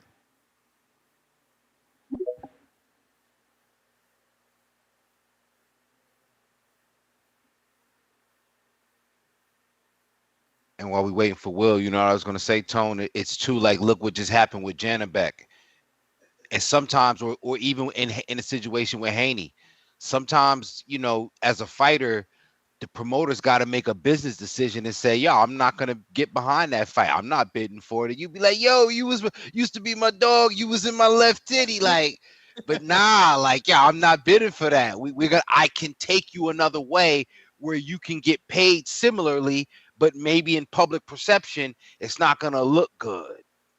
Mm. Damn. All right, Will, you just got to unmute, champ. Yep, I'm here, Ness. What's up? How are you? I'm doing all right. I'm just sitting here listening to what's being said. And I'm not going to waste no time with you, Ness. I'm going to just tell you like it is, man. Like, listen, I know that people have their opinions on the Brian Norman situation. I know some people like it, some people don't. But at the end of the day, as a blue collar worker myself who works in a trade, you are what you negotiate, right?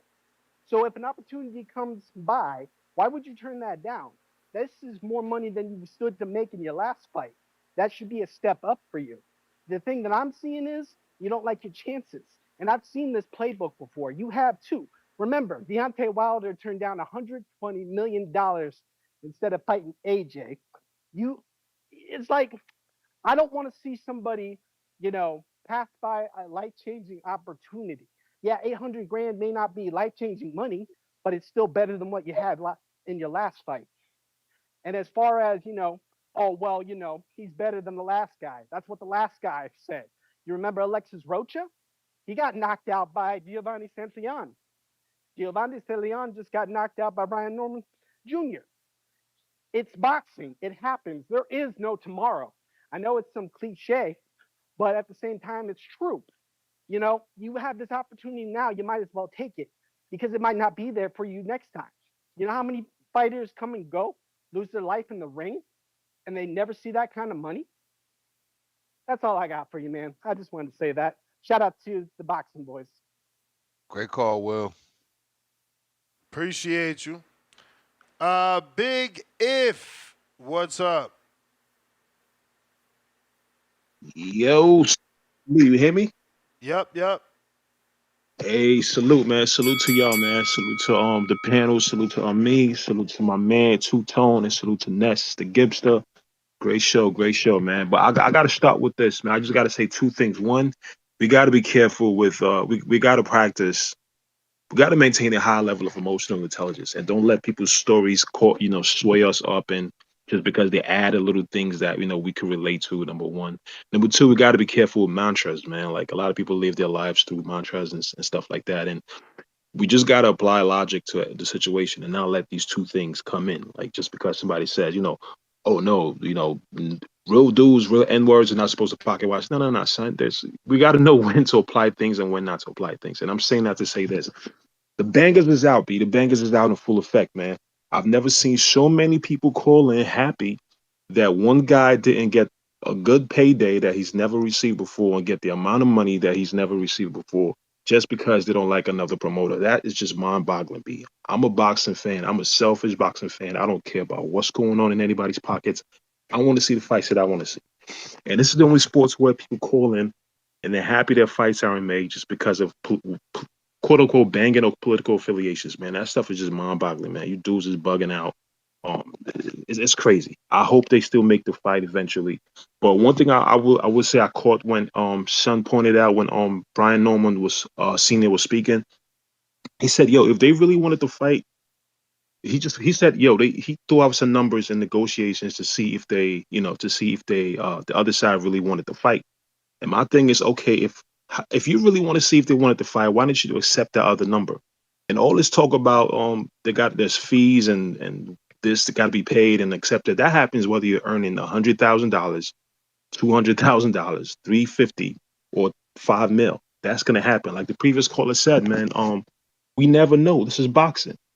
Brian Norman Sr. said it on the call today. Nobody expected them to be champs, man, and it happened. So I just want to see the best fights available. And but salute to them. There's nothing wrong with what Senior is doing, man. He's looking out for his son. I'll do the same thing too. But we just got to be careful and start celebrating this shit. That excuse me, pardon me for cursing, but celebrating when somebody doesn't get the fight because we don't like another promoter, man. We should be fans of the sports and not bangers, man. Salute to y'all. I'm out. Peace. Big If, very good point. As always, looks like we got Mr. PBC.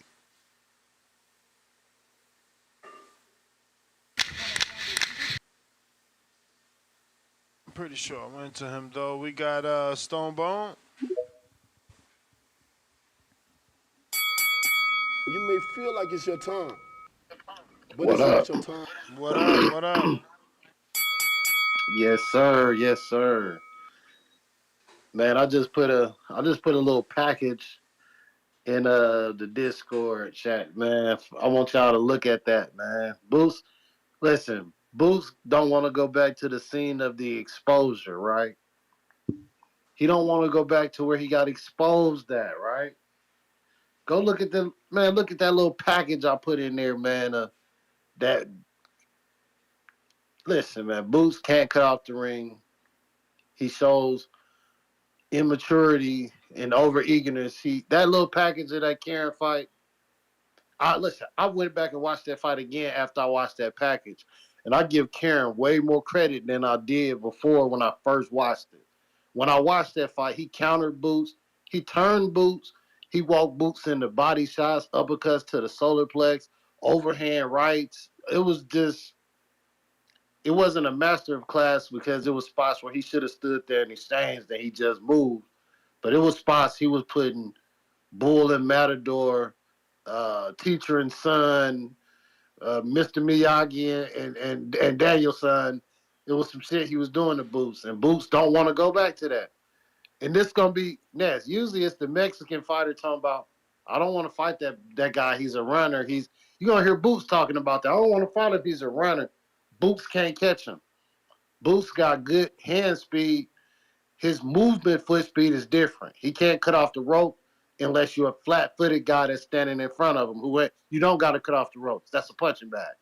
So he don't want to go back to the scene of this exposure. And I can't say it's a failure, but it would be a failure if he vacates his title to Karen, a guy that he couldn't cut off the ring, a guy that broke his knockout streak, a guy that countered him all night. That would be a problem.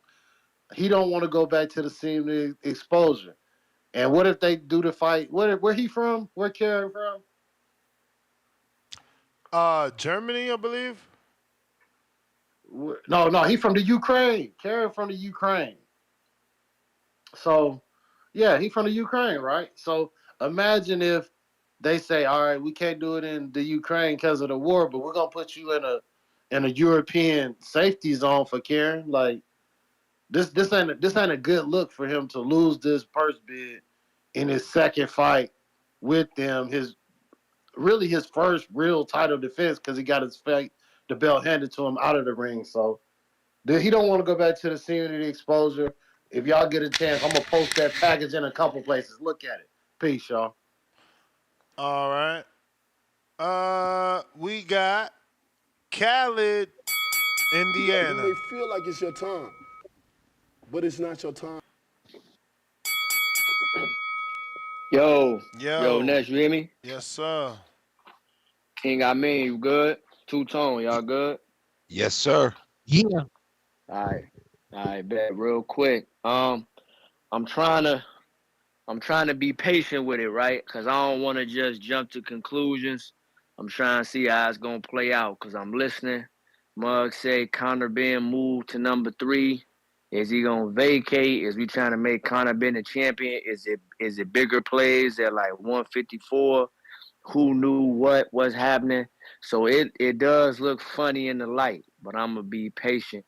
And because when it first came up, it was like, nah, you know what I'm saying? This is a great move for Boots and all that, blah, blah, blah, because, Eddie going to keep him active and this, that, and the third.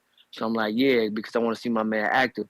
But shit, if he wanted, but now I'm trying to give it some deeper thought, like, shit, if you wanted to undispute, maybe signing to where 2 of the guys are who, like, have the belts, you go over there if that's what you really want to do.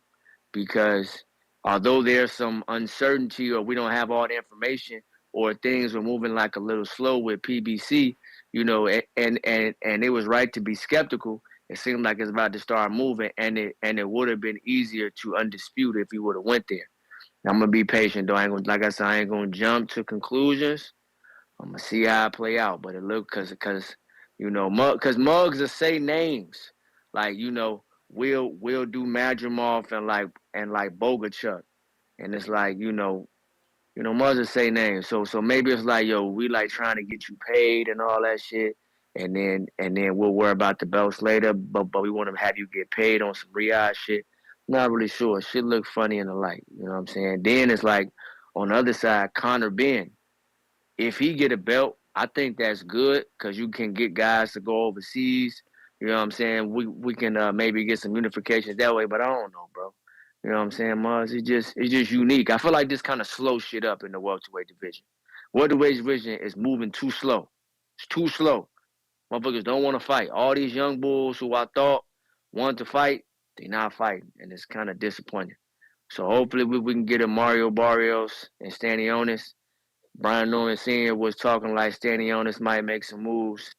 If Conor Ben can get the belt, get the fucking belt. You know what I'm saying? Like get the belt then, so we can get some shit moving. Cause I like all those guys from like a stylistic standpoint. But all these maneuvering and like chess pieces, you just kind of got to be patient. So we'll see, bro. But that's my call, bro. I appreciate you, brothers. Nah, good All point. right. Definitely with that. Yo, before you go to the next caller, You may feel like it's your time, yo, but it's not your time. these moves definitely slow up the division. I hate when that happens, but like you said, maybe some of these other young guys will step up. I'm about to step off. King Amin Invest 61 on IG, King Amin Invest 61 on Twitter, Championship Rounds on YouTube. See y'all fellas in the morning. All right, Peace. champ. Phil. Or Pill? Is that Pill Wall? Yeah, it is Pill Wall. You gotta unmute.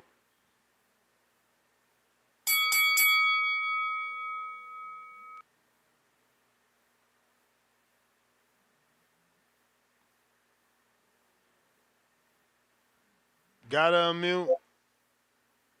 Yo. General Camino. Yo, Ness, what's good, yo? What up? Coolin'. So, with them losing the purse bid, it's looking like Boots dropped the title. Looking like he may vacate, yes. Yeah, because the IBF not the one he should have got if he want to play. Yeah, make you drop that shit. Shit, we'll see what happens next. I mean, if the move up to 54 is the move, then we're gonna see Boots at 54. I really can't complain with that. He definitely ain't get the job done at 47 if he got to vacate and move up, though.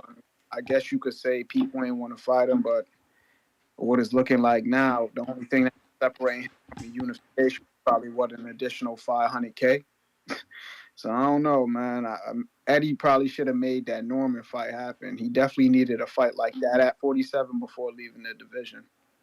I feel like he leaving the division with unfinished business. You feel me? So that is what it is.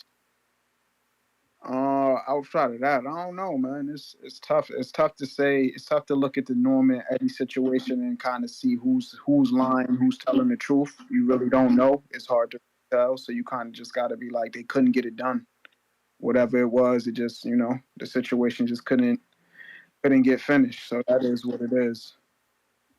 I hear y'all talking about Madrimov at 54. I mean, it is a common opponent with Bud. So I mean, if he trying to eventually get a fight with Bud, I guess that's the way to go. But it's a lot of work at 54.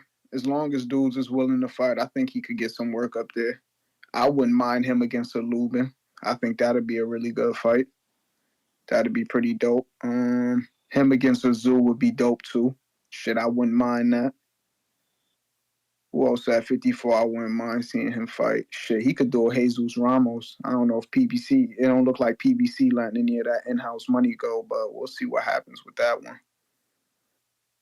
But yeah, that's pretty much it for me. I mean, the situation kind of is what it is. Appreciate you taking my call. Everybody have a good night. All right, champ. CYP. Yo. Yo. Let's get down to business. I ain't got no time to play around. What is this? Must be a circus in town. CYP shut shit down. Hey, listen to this, man.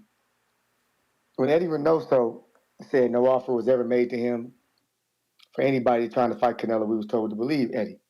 Brian Norman come on here and answer all the questions. We're not supposed to believe him, though.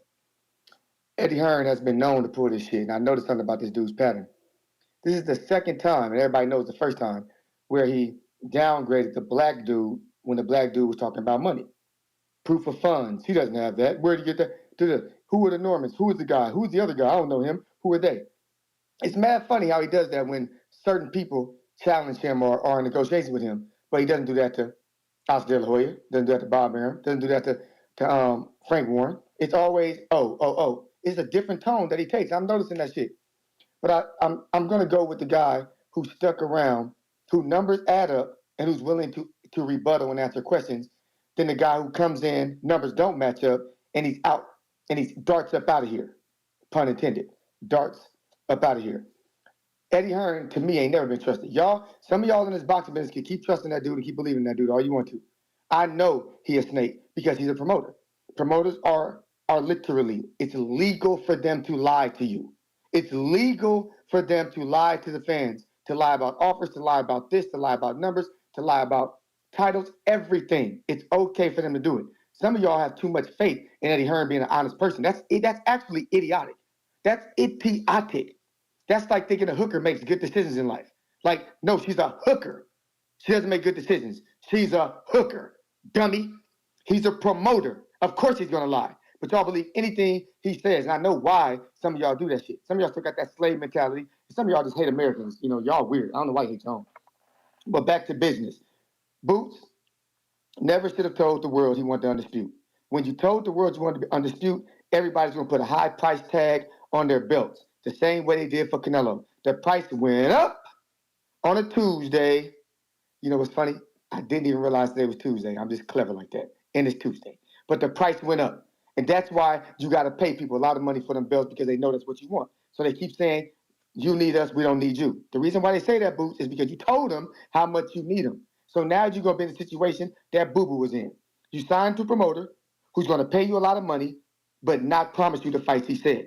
This is what happened to you. You're one of my favorite fighters, so I don't want this to happen to you. But you guys choose money sometimes, thinking that nobody's gonna talk about it later on. I'm sorry, Boots. I hope this does not happen because you're one of my favorite fighters. But it's looking like you about to be boo boo boo boo boo boo. If y'all get what I mean. You may feel like it's your time, but it's not your time. All Damn, right. boo boo. Pill trying you again.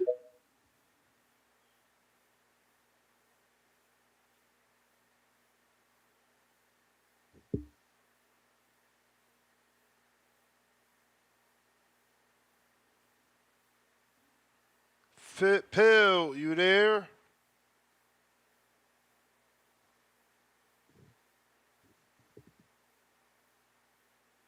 All right. We have tried, my friend. We have tried.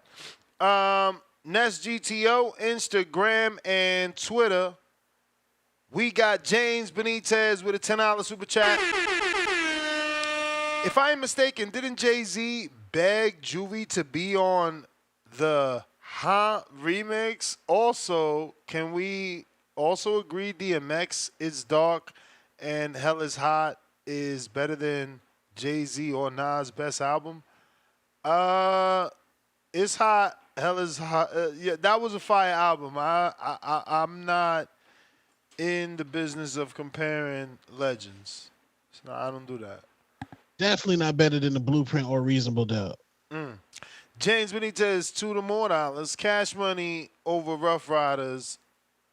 Rough Riders over the Firm. Firm over Rockefeller. Facts. Y'all wildin'.